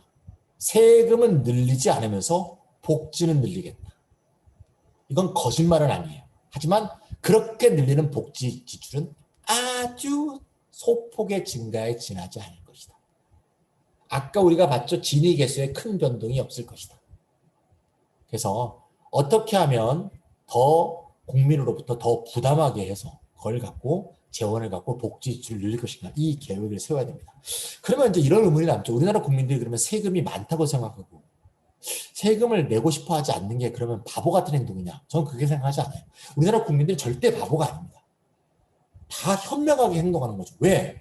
내가 세금을 많이 내도 중간에 세금이 샌다는 걸 알거든요. 이게 이상한 데 쓰인다는 생각이 있고 실제로 그렇게 경험했기 때문에 우리가 세금 인상에 동의하기가 어려운 거예요. 국방부에 침대를 샀는데 국방부 장부에 130만 원이라고 써 있어. 근데 알리바바 갔더니 그 똑같은 침대가 6만 원이야. 이 124만 원 빼먹은 새끼는 어떤 놈이야? 이런 생각 딱 들잖아요. 그래서 이 우리가 더 부담하더라도 옆으로 세지 않고 그대로 국민한테 재분배될 수 있는 방법이 없을까? 이런 생각을 많은 사람이 하게 됐죠. 그러면서 떠오른 개념이 기본소득이라는 개념이에요. 기본소득은 이겁니다. 걷었잖아요. 걷은 거를 나누기 5,100만에서 똑같이 그냥 나눠주는 거예요. 옆으로 안 세죠. 제가 2016년에 길거리에서 기본소득 캠페인을 하고 있었는데요. 어떤 굉장히 어려워 보이시는 분이 저한테 딱 다가와서 저한테 이렇게 물으셨어요. 그 사람이 물었던 말 그대로 제가 되풀이할게요. 아니 아까부터 당신 말 듣고 있는데 말이야. 이재용이한테는 왜 주냐고. 아 이재용이한테 왜 줘. 이러시더라고요. 그래서 제가 그랬어요. 아저씨 그게 아니고요. 제가 그때 40만 원 기본소득을 얘기하고 있었거든요. 녹색당의 당시 기본소득 공약이었습니다. 아저씨 그게 아니고요. 아저씨는 5만 원 더 내시고요. 40만 원 받아가시고요. 이재용 씨는 100억 원 더 내고 40만 원 받아가라는 얘기예요. 그러니까 그 아저씨가 아이 그거 참 좋은 거구만. 앞으로 그렇게 얘기하라고 불쾌하시더라고요. 모두 똑같이 받는다. 왜 똑같이 주냐? 왜 똑같이 주냐? 그렇게 얘기하지 마시고요. 걷는 게 달라요. 보세요. 걷는 게 다르지 않습니까? 그래서 이게 우리나라에서 유일하게 국민들이 동의할 수 있는 세금 더 걷는 방법이다. 세금을 더 걷어야 되는데 국민들이 동의하지 않아. 왜? 수도 없이 속았으니까. 그래서 안 속게 하는 방법, 안 속게 제도를 만들고 하자. 이게 이제 많은 기본소득론자들이 하고 있는 얘기입니다. 자, 기본소득 얘기로 바로 가기보다는 말이죠. 좀 더 재밌는 얘기, 여러분들 관심 가지고 좀 더 해볼게요. 이거는 여러분들이 이제 아무래도 기술에 관심이 많으시니까 관심 있을 것 같아서 제가 한번 넣어봤습니다. 지식재산 생산과 노동소득 분배율 하락. 네, 말이 그렇게 어렵네요. 쉽게 제가 설명해 드릴게요. 지식재산 생산. 물건이 아닌 걸 생산하는 겁니다. 그러니까 뭐 페이스북이라든가 구글이라든가 이런 식으로 플랫폼이 생산하는 모든 생산은 지식재산 생산이 되겠죠. 영어로 IPP라고 하죠. Intellectual Property Production. 지식재산 생산이 점점 늘어나는 거 아시죠? 4차 산업혁명 많이 들으셨어요. 이게 늘어날수록 노동소득으로 가는 것보다 자본소득으로 가는 게 늘어난다. 그 뜻입니다. 그러니까 배당 1호 가는 게 늘고 근로자가 가져가는 돈은 줄어든다. 주주들은 많이 받고 근로자는 덜 받는다. 그 얘기입니다. 이것은 실제 통계로 입증된 바 있습니다. 노란색 선과 파란색 선 보이시죠? 지난 80년 동안 추이를 선으로 표현한 겁니다. 노란색 선은 뭔가? 트래디셔널이라고 써있죠. 트래디셔널은 물건을 생산하는 전통 제조업을 말합니다. 전통 제조업의 노동소득 분배율은 서서히 떨어지고 있습니다.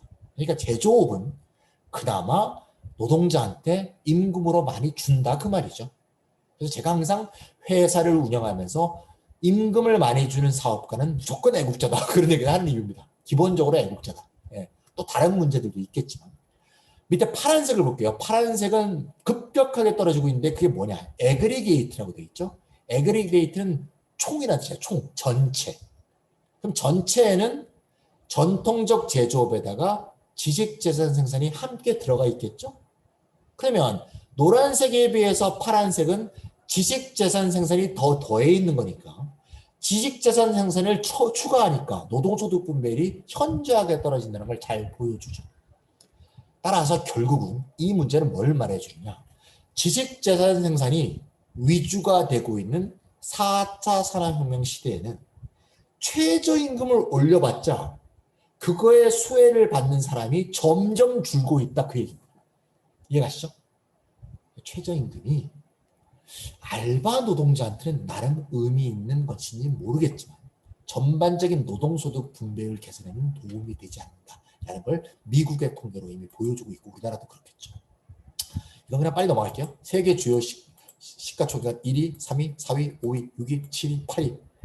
2위가 아람코입니다. 아람코는 사우디아라비아 석유회사죠. 2019년에 뉴욕에 상장했습니다.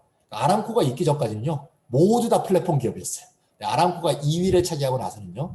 1위부터 8위까지 중에서 7기업이 전부 다 플랫폼 기업입니다. 시가총액 플랫폼 기업. 작년 8월 8일 기준입니다. 매일 바꾸겠죠. 매일. 따라서 이런 시대에서는 기본적으로 임금을 올리는 정책은 한계가 있다. 나쁘다는 게 아니고요. 그걸 말해줍니다. KDI라고 있죠. 한국개발원. KDI는 원래 노동자 편인 단체가 아닙니다. KDI는 기본적으로 기업 입장에서 연구 보고서를 내는데요.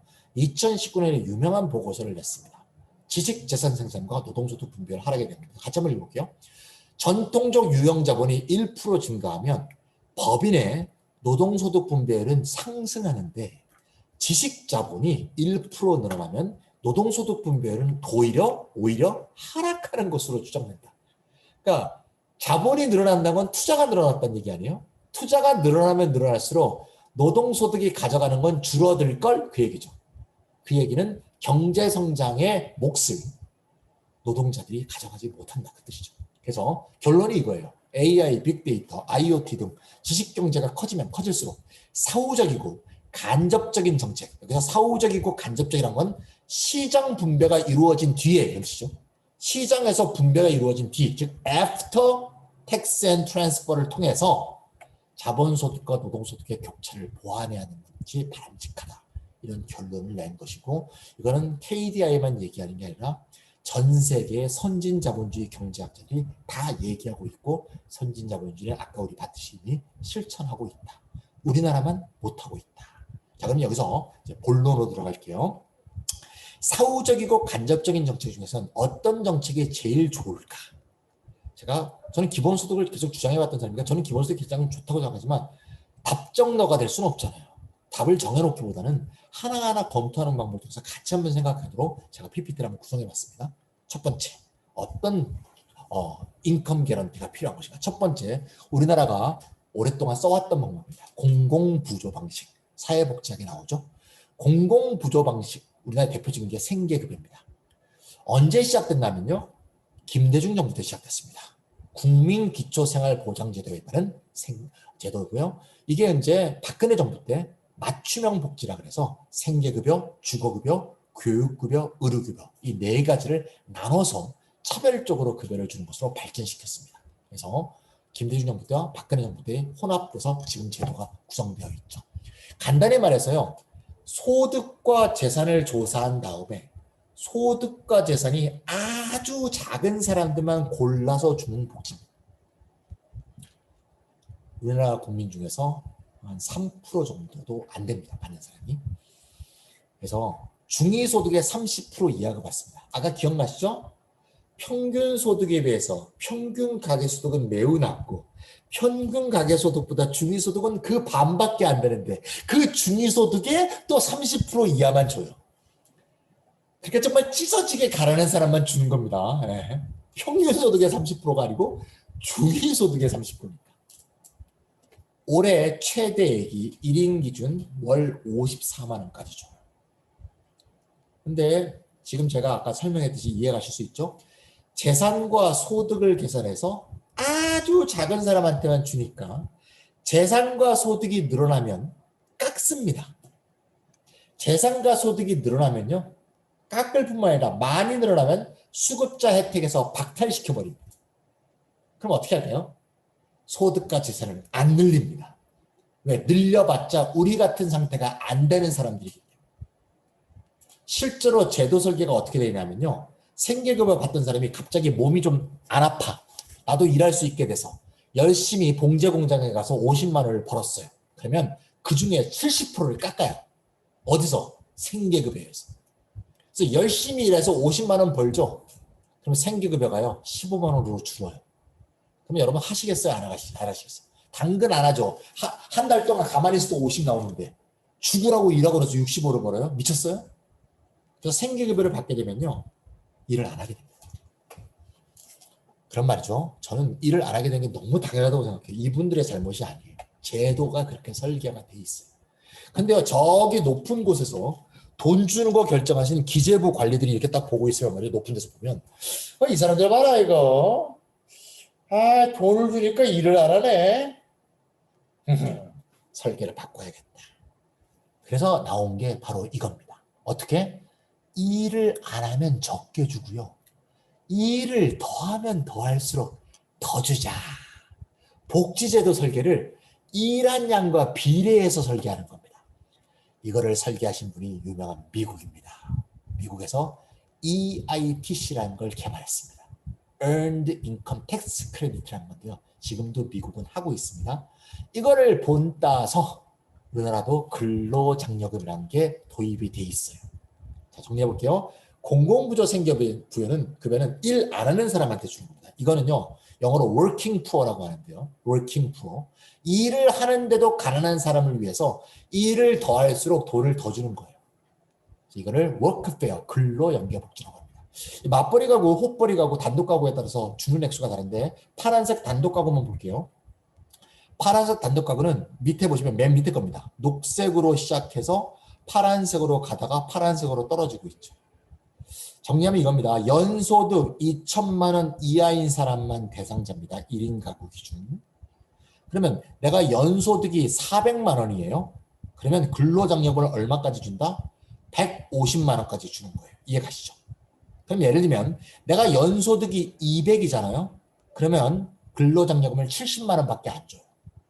그러면 위에 높은 사람이 생각할 때 이거예요. 200만 원 버니까 70만 원밖에 안 준다. 안 준다. 그러면서 이렇게 메시지 주는 거죠. 좀 더 열심히 일해서 400을 버시면 복지수당을 2배로 150까지 드릴게요. 이렇게 말하고 있는 게 근로장려금이에요. 탈 때는 기분 되게 좋아요. 공돈 생긴 것 같거든요. 근데 잘 보세요. 400부터 900까지는요. 내가 근로소득을 늘려도 근로장려금이 늘어나지 않습니다. 900보다 더 벌면요. 더 벌 때마다 근로장려금을 깎습니다. 보이시죠? 그래서 사실상 전 구간에 걸쳐서 노동할 근로의욕을 고취하는 역할을 하지 못한다는 게 미국에서 이미 입증된 바가 있어요. 미국 사람들 어떻게 하는지 아세요? 미국에서 EITC 대상자들은 제가 미국 근로 연구자들한테 많이 들었어요. 미국에서 EITC 사는 사람들이 이렇게 행동한대요. 미리 액수를 알아내. 어디까지? 근로장려금을 최대로 받는 데를 알아내. 예를 들면 900만 원을 알아내는 거죠. 그러면 연간 일을 하다가 900만 원까지 될 때만 딱 일을 하고요. 그 뒤는 일을 안 한답니다. 900만 원 되던 900만 원 된 게 5월까지예요. 그럼 5월까지 일하고 6월부터 일 안 해. 왜? 그 다음부터 일하는 건 깎이거든요. 이해 가시죠? 정말 현명하게 행동하는 거죠. 근데 더 문제는 뭔가 하면요. 그 사람들 지금 제가 얘기한 미국인은 일할 능력이 있는 상황이에요. 근데 갑자기 내가 일하다가 아플 수가 있죠. 갑자기 심장이 아파요. 일하다 죽을 것 같아. 그럼 일을 안 해야 되잖아요. 문제는 그렇게 해서 일을 덜 하게 되잖아요. 그러면 근로장려금이 줄어들어요. 내 사정상 일을 덜 하게 되면 복지수당도 줄어든다. 이게 치명적이에요. 여러분 혹시 나 다니엘 블레이크란 영화 보셨는지 모르겠는데요. 2017년 칸느 영화제 그랑프리를 탔습니다. 황금종려상. 켄 로치라는 감독이 그런 건데 거기가 딱 그 얘기예요. 노동자가요. 심장이 아파요. 그래서 일을 못하게 돼요. 그러면 어떻게 됩니까? 복지수당도 빵원이 되는 거예요. 그게 영국 제도인데요. 유니버설 크레디트라는 제도인데요. 미국의 EITC하고 똑같은 제도입니다. 그래서 복지수당으로 위장하고 있지만 사실은 사람 죽이는 제도입니다. 그 영화에 보면 끝에 장면에서 결국 그 사람이 할 수 없이 일을 하다 죽습니다. 이거는 복지도 아닌 것이 복지인 척 위장해 있는 아주 나쁜 제도예요. 우리나라 문재인 정부가 한 제도입니다. 최저임금제. 2018년과 2019년에 최저임금이 16.4%, 10.9% 상승해서 난리가 났죠. 그건 더 너무 난리가 나다 보니까 갑자기 2020년부터 문재인 정부가 갑자기 최저임금 정책을 포기했습니다. 그래서 2.9%를 인상했고요. 2021년도 1.5% 인상한 것은 대한민국 성립 이래로 가장 작은 인상률입니다. 역대 최저. 내년에도 아주 적게 인상합니다. 1몇 프로인가 2.몇 프로입니다. 어쨌든 간에 10,000원, 시간당 10,000원 공약이 이미 폐기한 지 오래됐죠. 2020년에 폐기했으니까. 놀라운 것은 말이죠. 2014, 15, 16, 17, 4년 동안 박근혜 정부 4년 동안의 최저임금 인상률이 몇 프로? 7%가 넘어요. 문재인 정부 18, 19, 21년 4년 동안의 평균 인상률이 몇 프로? 박근혜 정부 때와 똑같습니다. 와, 이 생각 잘 안 하세요. 예. 예, 박근혜 정부 때는 안 올랐다고 착각하는 분들이 굉장히 많아요. 일방적으로 그냥 문재인 정부를 싫어하시는 분들이 그런 가짜 뉴스를 많이 얘기합니다. 또 일방적으로 문재인 정부를 좋아하시는 분들은 박근혜는 전혀 이런 걸 올리지 않고 문재인 정부만 올려서 노동자한테 좋은 정책을 한 것처럼 또 거짓 뉴스를 얘기하시는 분들이 있어요. 절대 그렇지 않아요. 연합뉴스 최저임금위원회 그대로 발표한 내용 그대로. 최저임금 가능한 박근혜 정부와 문재인 정부는 똑같은 일을 했습니다. 저는 최저임금 일반에 대해서는 반대하지 않습니다. 왜냐하면 최저임금을 올리면요. 분명히 최저임금 노동자는 혜택을 보게 돼 있어요. 저희 딸도 혜택을 받고요. 저희 아들도 혜택을 받았습니다. 근데 어떤 문제가 있냐. 최저임금 노동자를 사용하는 자영업자들, 영세사업자들은 굉장히 어려워지죠. 여러분들 다 알고 있는 일입니다. 2명 고용하다가 부담하기 어려워서 1명으로 줄이고 1명도 힘든 분은 집에서 묵은 노동하던 분들, 돌봄 노동하던 와이프가 일하고 있다면 남편이 나와서 같이 일하게 되죠. 그런 일들이 지난 몇 년 동안 많이 발생했죠. 왜 그런 일이 생기냐? 여기가 문제입니다. 우리나라는 취업자 대비 자영업자 비율이 무려 4분의 1이에요. 어마어마하게 많습니다. 최저임금제는요. 자영업자 비율이 이렇게 많은 나라에서 시행된 적이 없어요. 사실. 미국이 자영업자 비율이요. 취업자의 6%입니다. 일본은 자영업자가 OECD 국가 중에서 굉장히 많은 나라에 속하는데요. 10%밖에 안 돼요. 우리나라는 25%고요. 이 25%가 다 영세 자영업자예요. 그러니까 문재인 정부가 18년, 19년 2년 동안 사실 4년 평균하면 박근혜 정부하고 별 차이도 없는데 조삼모사 느낌이 나지 않습니까? 18년, 19년에 자라가 놀란 가슴이 됐던 자영업자들은 이 2년 동안 문재인 정부에 대한 지지를 다 철회했습니다. 상당수의 자영업자들. 왜냐?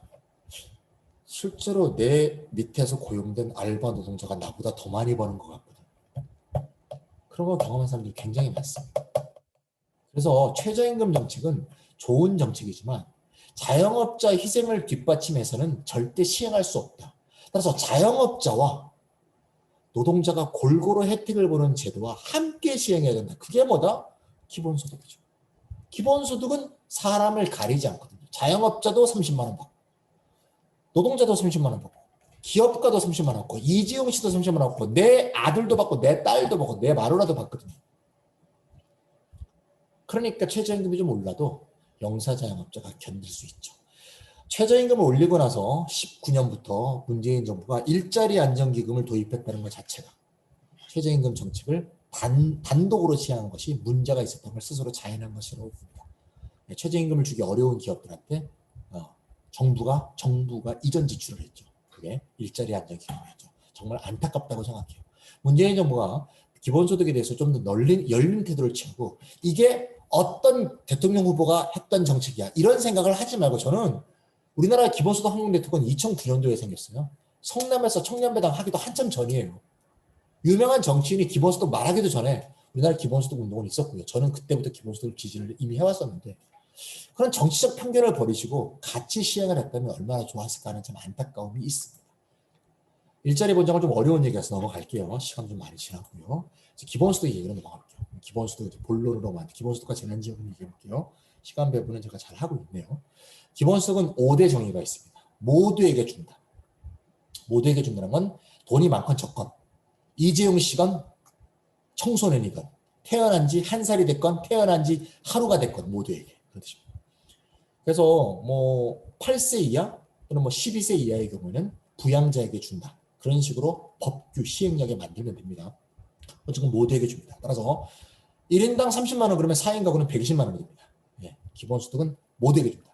개인별 지급, 좀 전에 말씀드렸죠? 가구에게 지급하는 게 아니고 개인별 지급합니다. 작년에 줬던 1차 재난지원금은 가구별 지급이 됐죠.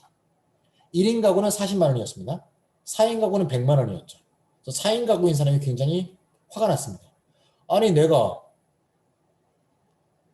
애를 2명을 더 낳았더니 또는 아버지 어머니를 모셨다고 나를 더 깎아? 왜 1인 가구면 40인데 왜 4인 가구는 1인당 25야? 이런 식의 불만을 갖게 됐죠. 그래서 이번에 지급하는 건 1인당 25만 원 한다고 들으셨죠? 그래서 개인별로 바꿨어요. 조금 발전한 겁니다. 재난지원금이 그래도. 예. 실제로 가족이 더 많다고 처벌하는 것은 옳지 않아요. 가족이 더 많으면 더 부양 의무가 더 많은 건데.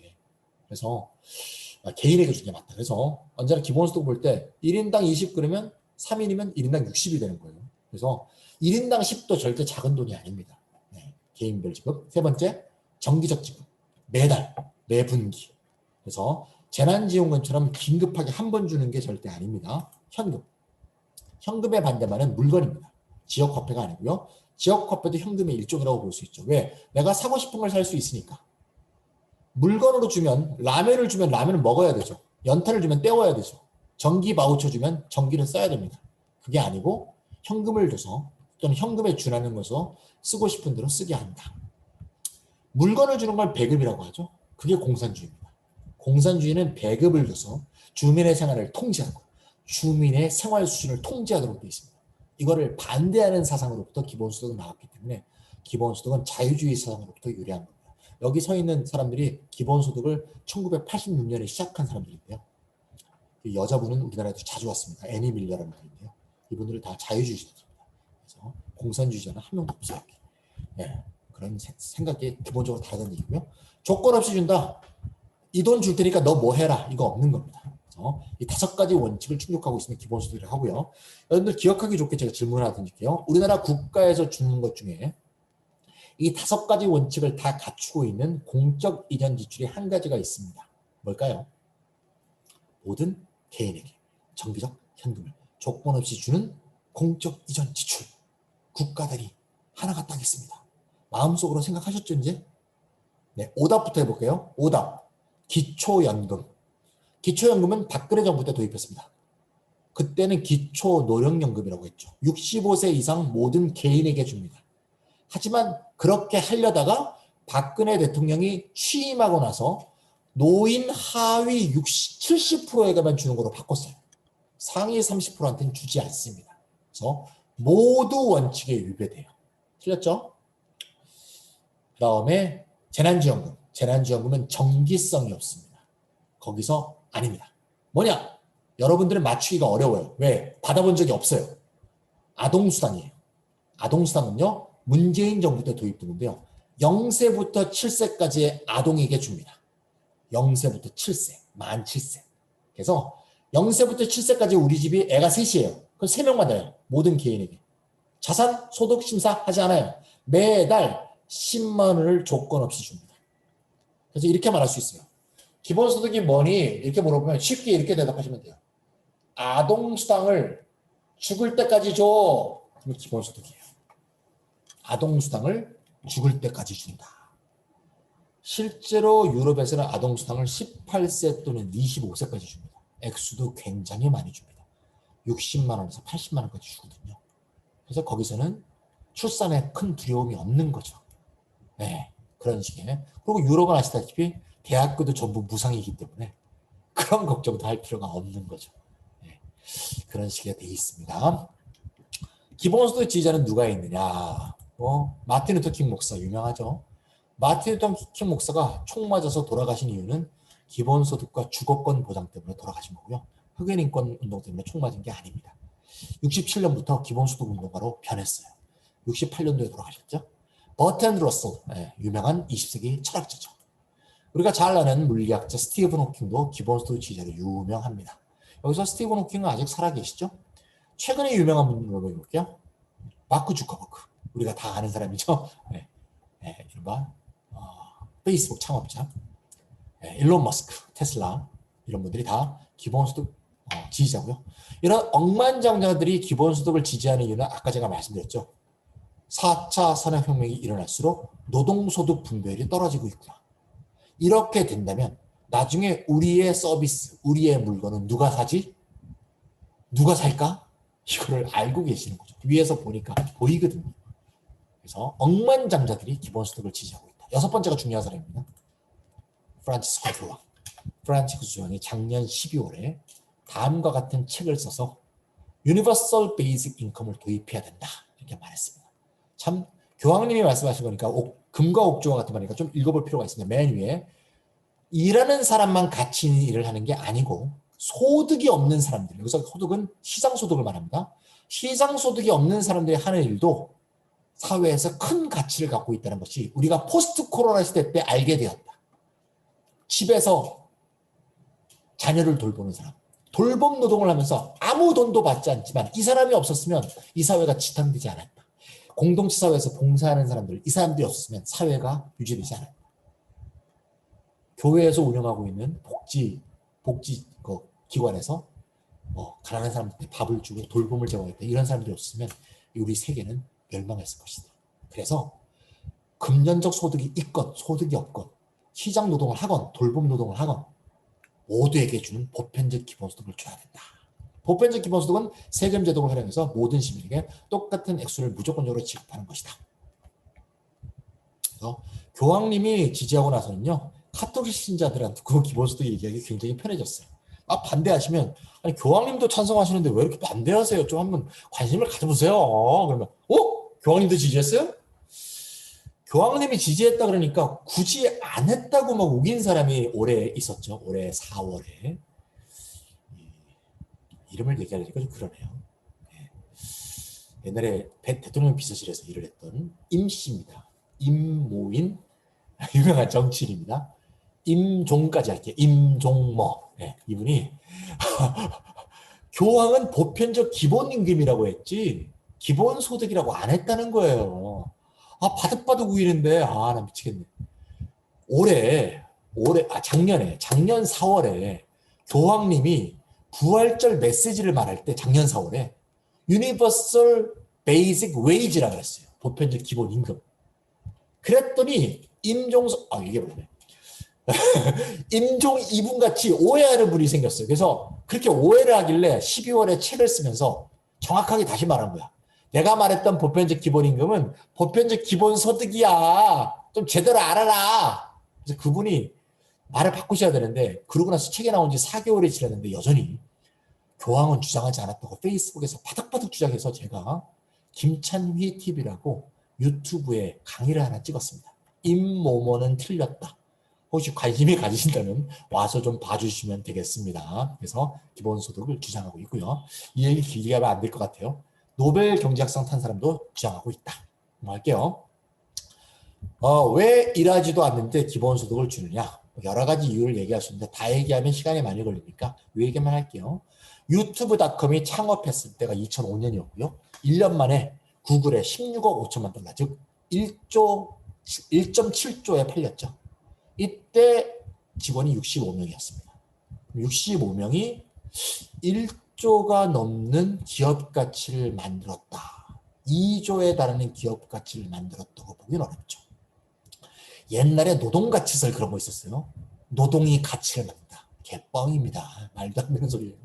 노동도 가치를 만들죠. 노동만 가치를 만든단 말은 이상한 말이거든요. 그럼 2조의 기업 가치는 주로 어디서 왔을까? 왜 유튜브는 2조의 돈을 주고 샀을까? 기업의 미래적 가치를 본 거죠. 당연하죠. 그게 주가에 반영됐을 거고요. 기업의 미래 가치는 뭐로 입증됐을까?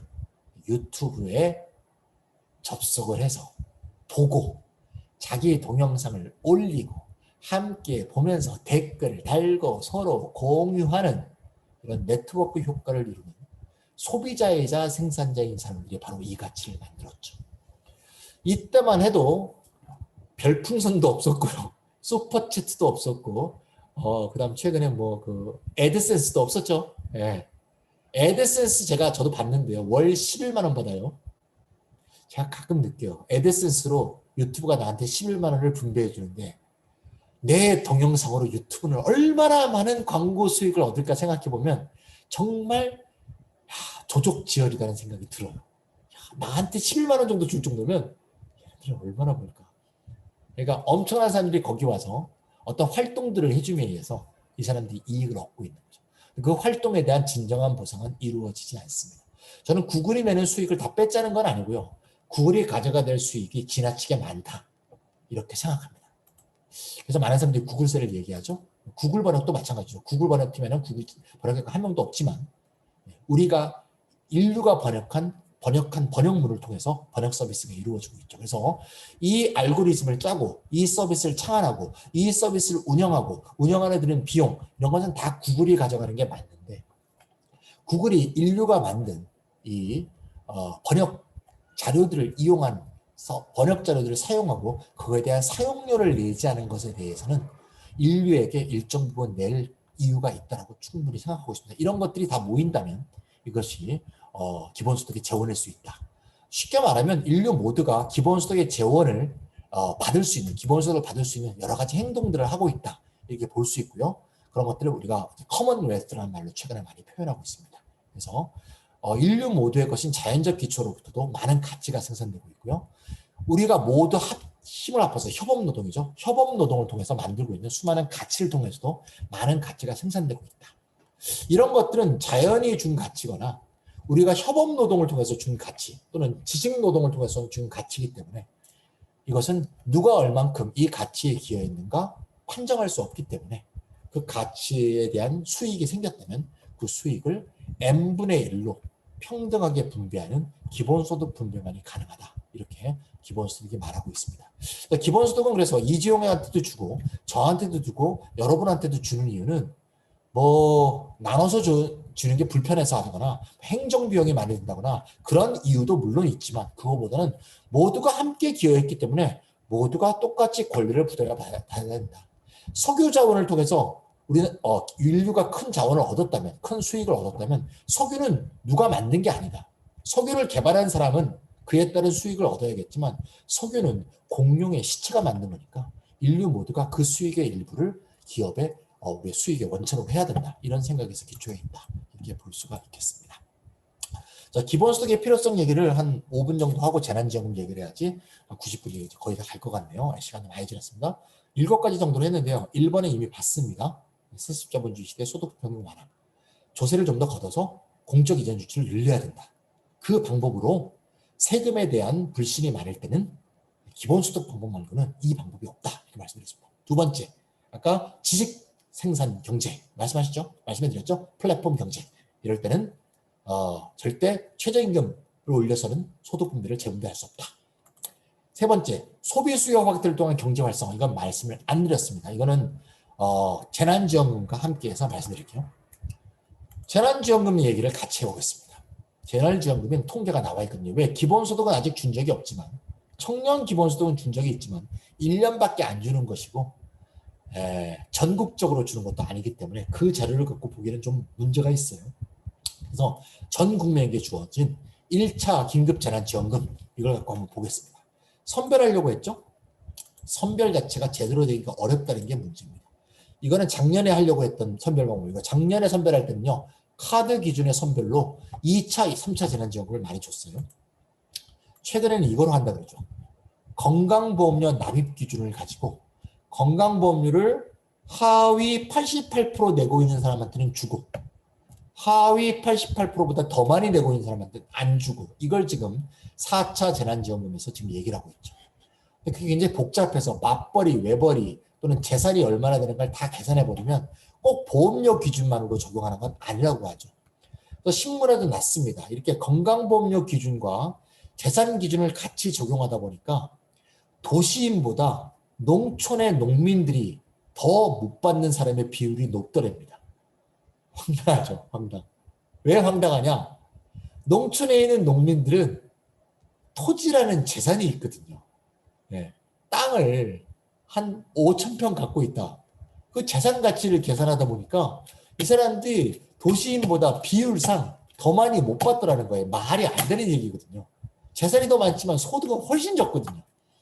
이런 선별의 부정확성, 선별의 불공정성이 낳는다. 선별하는 것 자체에 갖는 첫 번째 문제입니다. 이 카드 기준 문제가 있는데 작년에 2차 재난지원금, 3차 재난지원금은요. 1, 4차하고 좀 다릅니다. 1, 4차는 국민 전체에 대해서 소비 주체에게 주는 겁니다. 그래서 소비 주체에게 줄 때는 모두 100%에게 줘야 된다고 저는 생각해요. 소비 주체는 이거를 선별하기가 매우 어렵고요. 또 선별하는 게 좋지 않은 게 코로나 상황에서 모든 소비 주체가 동일한 상황에 놓여 있기 때문에 소비 주체를 선별하는 것도 옳지 않다고 봅니다. 근데 2차와 3차 재난지원금은 아시다시피 자영업자나 특별한 소생산자들 중심으로 줬거든요. 어떻게 계산했냐면 보통 카드 매출을 봤어요. 제가 저번에 택시를 탔더니 어떤 택시 운전사가 2차 재난지원금을 받았대요. 왜? 소생산자니까. 네. 자영업자죠. 그런데 몇 개월 있다가 다시 토해내라 그래서 토해냈대. 그 왜 토해냈냐 그러니까 자신은 매출이 줄었기 때문에 신청해서 받았대요. 근데 왜 토해냈냐니까 카드 매출이 늘었다고 토해냈대요. 물론 이 사람 말을 100% 믿는다고 전제합시다. 이 사람 말은 이겁니다. 현금을 포함한 총 매출은 줄었다. 하지만 카드 매출이 약간 늘었는데 나는 살기가 더 어려워졌는데 현금 매출은 자영업자 잘 파악이 안 되잖아요. 카드 매출이 늘었다는 이유만으로 내가 토해내서 정부 욕을 그 다음부터는 온갖 쌍욕을 다 동원해서 욕을 하시더라고요. 애초에 주지를 말지 누굴 약 올리나 이러면서 막 욕을 하시는데 참 2차, 3차 지원금도 참 문제가 많다. 더 문제는 뭔지 아세요? 아직까지 지불이 다 되지 않았습니다. 지금까지 선별하고 계십니다. 참 작년 건데 참 문제입니다. 그래서 실제 받아야 될 때 또 못 받는다. 저는 재난지원금은 공급 사이드, 즉 자영업자에게 주는 공급 주체에게 주는 것과 소비 주체에 주는 건 달라야 된다고 봅니다.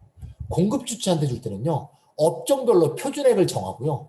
그 업종별로 표준액을 정한 거는 그냥 쏴야 된다고 봅니다. 예를 들면 노래방이다. 업종별로 그러면 총 200만 원씩 지원한다. 그럼 선별하는 거 전부 200에게 쏘는 거예요. 선별하기 시작하면 정신없어요. 못합니다. 선별.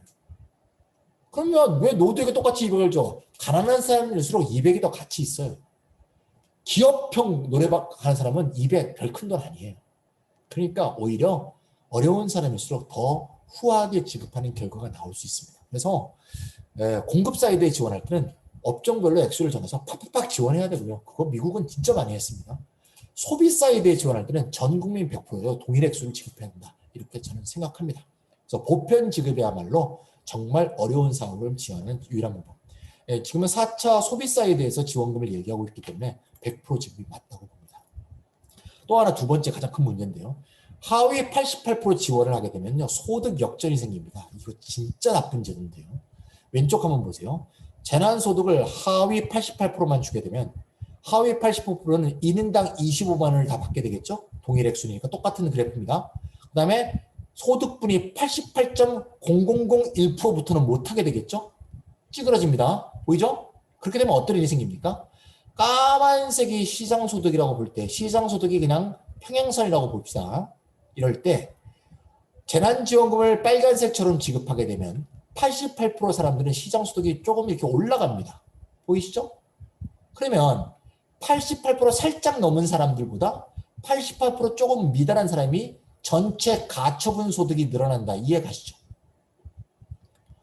하위 87%인 사람은 25만 원을 받아서 4명이면 100만 원 받습니다. 총소득이 100만 원이 늘어나요.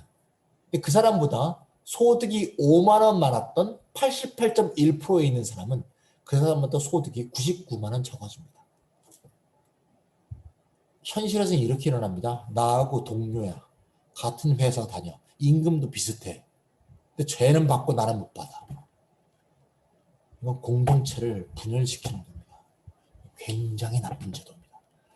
나는 왜 이렇게 하는지 이해가 안 가고 저는 100% 지원 주장하는 사람이지만 100%한테 정말 주기 싫으면 미국식 방법이 있어요. 왜 도대체 기재부는 연구를 안 하는지 모르겠어요. 미국식 방법 말씀드릴게요. 작년에 미국은 이렇게 했어요. 엄청나게 샀어요. 1인당 $1,200씩 샀어요. 1인당. 그래서 남자, 여자 다 썼고요. 미성년자는 1인당 $650씩 샀어요. 그러니까 가구가 4인 가구고요. 미성년자 2인이 있으면요. 얼마 샀느냐? 총 $4,000 썼어요. 네. 450만 원 썼어요. 바이든 정부가. 뭐 이 정도는 싸야지. 네. 무슨 뭐 25만 원 썼는데 그걸 갖고 싸우고 있어. 난 참 이해가 안 가. 하여튼 어이가 없는 얘기인데요. 어쨌건 재난교수도 어떻게 썼냐? 연소득 7만 5천 달러까지는요. 정액을 쌓아요. $1,200. 그 다음부터 연소득 7만 5천부터 9만 9천 사이에는 슬라이딩을 해요. 점점 줄여요. 그 다음에 9만 9천부터는 안 줍니다. 선별 지금 맞아요. 맞지만 이렇게 하게 되면 어떻게 됩니까? 오른쪽 같이 그래프가 됩니다. 쭈쭈쭈쭈쭈쭈 슬슬 줄어들어 뿅. 소득 격차는 없죠. 아까하고 비교해 보세요. 다르잖아요. 아니 도대체 기재부 애들은 뭐 하는 애들인지 난 이해가 안 가요. 그러니까 선별하려면 제대로 공동체 분열이 안 생기도록 하던가 아니면 100% 지급하던가. 한 번도 이런 것은 생각도 안 해보더라고요. 왜? 그만큼 선별하기 어렵겠죠. 한국이 소득이 불투명하니까. 그러면 100% 주는 게 맞습니다. 12% 안 주는 게 뭐 그렇게 절약하는 돈이라고. 큰 돈도 아니면서. 거시경제 소비수요 창출 보이시죠? 2020년에 긴급재난지원금을 썼을 때 오른쪽만 볼게요. 긴급재난지원금을 썼을 때 2019년에 대비 2020년에 소비 지출이 크게 늘었다는 게 보입니다. 120%를 뚫어버렸어요. 저번에 제가 클럽하우스에 가서 기본소득 강연을 했더니 듣는 분들 중에서 하나카드에서 오신 분이 있었어요. 한참 듣더니 발언 신청을 딱 하신 다음에 저는 기본소득 굉장히 싫어했는데요. 긴급재난지원금 쏘고 나서 카드 매출 증가하는 거 보니까 야 이게 소비 수요 창출하는 데는 정말 효과가 크다는 걸 확실히 느꼈다. 현금을 갖다가 주어주고 또 소멸성 현금을 몇 개월 내에 쓰도록 하는 게 소비에는 가장 좋다. 가끔 반대하는 사람 중에 이런 거 반대하는 사람이 있어요. 지금 쏘게 되면 사람들이 가서 밥 먹고 그러다 보면 더 코로나가 번지지 않겠냐. 아니 재난지원금 쓰면 식당만 가요? 안 그러잖아요. 왜 그래? 가난한 사람은 식당 갈 돈만 없는 게 아니라 휴지 살 돈도 없는 사람들 많아요. 슈퍼마켓 가서 물건 사줘. 뭔 소리 하는 거야. 학원비도 내고. 진짜 돈 많은 사람은 공돈 생기면 외식하죠. 근데 보통 서민들은 안 그래요. 자기 생각에서 기재부 사람들이 생각하는데 말도 안 된다. 얘기했고요. 네 번째, 국가의 빚이 많아진다고 걱정하는 우리나라 정말 선량하신 국민들이 굉장히 많습니다. 통계를 가져왔습니다. 국가부채. 국가부채는 외채가 아닙니다. 달러로 진 빚이 아니고요. 아시겠지만 국가의 국채 발행률을 말하죠. 국채 발행액. GDP 대비 우리나라는 OECD 28입니다. 2021년 현재. 22년 12월 31일 날 계산된 건데요. OECD 자료 28위밖에 안 돼요. 40%. 물론 빠르게 증가하고 있습니다만 크게 심각한 상황은 아니고요. 일본은 240%, 이탈리아는 133%, 미국은 107%입니다. IMF 통계에 따르면. 그래서 우리나라 국가 부채 아직 많지 않습니다. IMF 위기가 생길 때 우리나라가 GDP 대비 국채 비율이 16%밖에 안 됐어요. 국채 비율이 높다고 외환 위기가 생기고 낮다고 안 생기는 거 절대 아닙니다. 전혀 다른 개념입니다. IMF는 외환 위기였다는 거. 일시적으로 외환이 부족했습니다. 외환에 대해서 대책을 잘 세우지 못한 거죠. 그 다음에 뭐 달러하고 무슨 우리가 이게 교환하는 그런 제도들만 만들었기 때문에 지금은 그런 가능성이 많이 떨어졌죠. 그 다음에 가계부채 비율은 심각한데요. 가계부채 비율이 GDP 대비 101%고 OECD 1위입니다. 이게 문제입니다. 그래서 국가가 국채 발행을 더 할 것이냐, 가계부채를 늘릴 것이냐, 여기에서 정부는 결정을 해야 됩니다. 가계부채는 심각한 수준이고요. 이 가계부채 101% OECD 1위인데요. 38개국 중에. 여러분도 아실 거예요. 이 가계부채가 주로 왜 발생했는지. 대부분이 부동산 대출입니다. 심각한 문제입니다. 그래서 부동산 가격이 계속 오르는 게 문제인데요. 폭락하면요. 나라 경제에 큰일 납니다. 빚내서 집 산 사람들 다 망해요. 그래서 참 우리나라 진퇴양난이다. 이걸 서서히 줄여나가야 된다. 떨어뜨리긴 떨어져야 됩니다. 네. 연착륙할 수 있는 계획을 세우는 사람은 우리나라의 요순 시대를 여는 대통령입니다. 내가 볼 때. 2020년 기준 정부가 코로나 대책으로 쓴 비용이 OECD 우리나라 꼴찌예요. 일본은 21%, GDP 대비, 캐나다는 16%, 미국은 13%, 한국은 3% 썼으니까 우리나라가 돈을 많이 뿌리고 있다. 이런 걱정할 필요가 전혀 없다. 이런 얘기고요. 기본소득의 필요성, 4차 산업혁명에 대한 대비, 동영상 잠깐 보면서 끝내도록 하겠습니다. 실제 벤츠 공장입니다. 독일의 벤츠 공장에서 일하고 있는 모습을 한 1분 보면서 끝내도록 할게요. 말을 많이 들으셨으니까 가볍게 그 동영상 한번 시청하겠습니다. 이게 원래 15분짜리인데 짧게 보려고 제가 빨리 돌립니다. 한번 볼게요. 벤츠 실제 공장입니다. 인류의 미래가 아니고 현재다. 처음은 빨리 안 돌립니다. 네, 인간 팔 수백 개가 달라붙어갖고 처음에 차체와 엔진을 조립하고 있는 참. 저는 졸릴 때 가끔 이 동영상을 봅니다. 괜히 기분이 좋아져요. 인간은 노동하지 않고 저렇게 기계에만 노동을 시킬 수 있는 세상이 온다면 얼마나 좋을까 생각이 듭니다. 그랬을 때 우리가 근로소득이 없다면 기본소득으로 살아가면 되겠죠. 그럴 때는 충분한 기본소득을 지급될 수 있는 세상이 와야 될 텐데 과연 가능할지는 모르겠습니다. 빨리 돌리고 있는데요. 정말 팔 보세요. 팔 붙는 거 보세요. 와, 우와.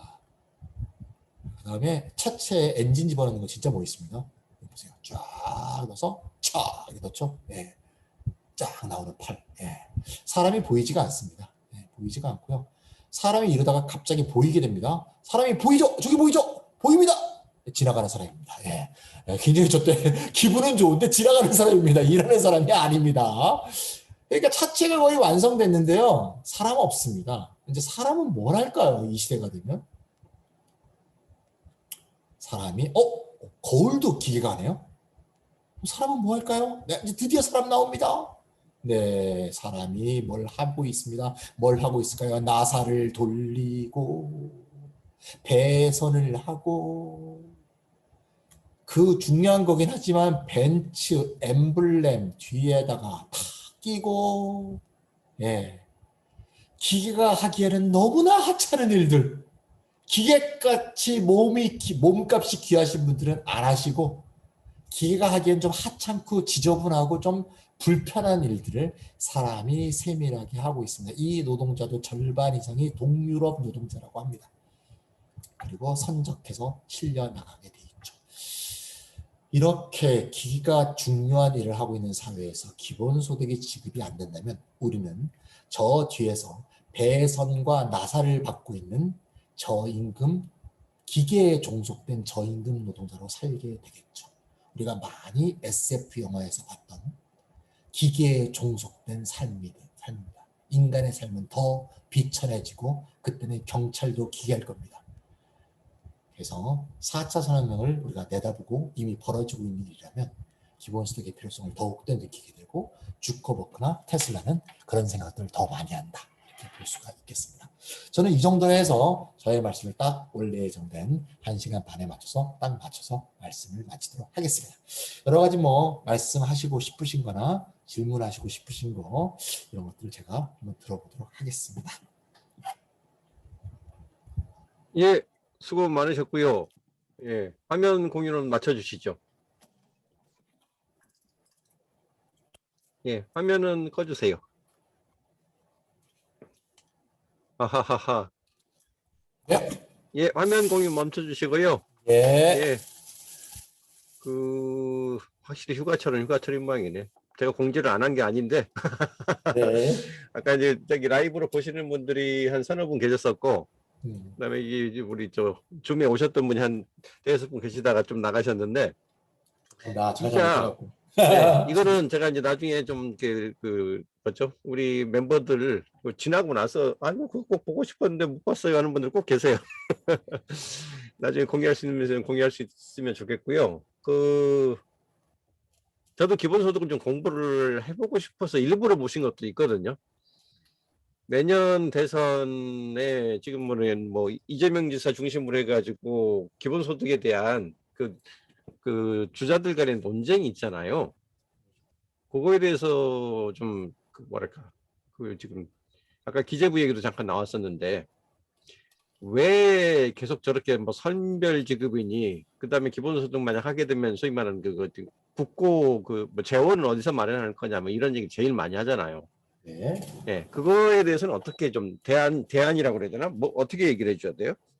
네, 제가 그런 질문이 나올 것 같아갖고. 그치? 제일 많이 나오죠. 그 돈 어디서 만들 건데, 너 어떻게 다 나눠줄 건데, 그 얘기하잖아요. 네, 제가 조금 준비해 온 게 있어서 예. 좀 한번 보여드리겠습니다. 예. 네, 여기네요. 보이죠? 다시 확대하겠습니다.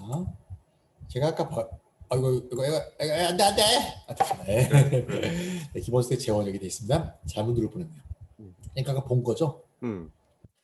네, 한국의 저소득부담률이 26.9%인데요. 이거를 단숨에 이탈리아, 핀란드, 스웨덴, 벨기에 여기까지 끌어올리는 건 불가능합니다. 국민이 동의하기 어렵죠. 그래서 저희들의 중기 목표, 기본소득 운동가들의 중기 목표, 단기 목표는 아니고요. 중기 목표는 요거를 OECD 평균까지만 좀 끌어올려 보자. 이런 얘기입니다. 네, 조세 부담률. 그러면 이제 여러 가지 조세를 하게 되겠죠. 뭐 탄소세도 있을 수가 있고요. 뭐 빅데이터세 아까 얘기했던 그런 것도 있고요. 소득세를 좀 더 내자고 할 수도 있고 종부세는 폐지하고 토지보유세를 만들자라는 주장도 있습니다. 이런 것을 정책 믹스를 할 수도 있겠고요. 그러면 사람마다 더 늘어나는 세금량은 좀 다를 겁니다. 하지만 총조세 부담률은 OECD 평균까지 끌어올릴 수 있겠죠. OECD 평균까지 끌어올리는 게 중기 목표인데요. OECD 평균은 34%까지 끌어올리면 재원이 얼마가 나오나 하면요.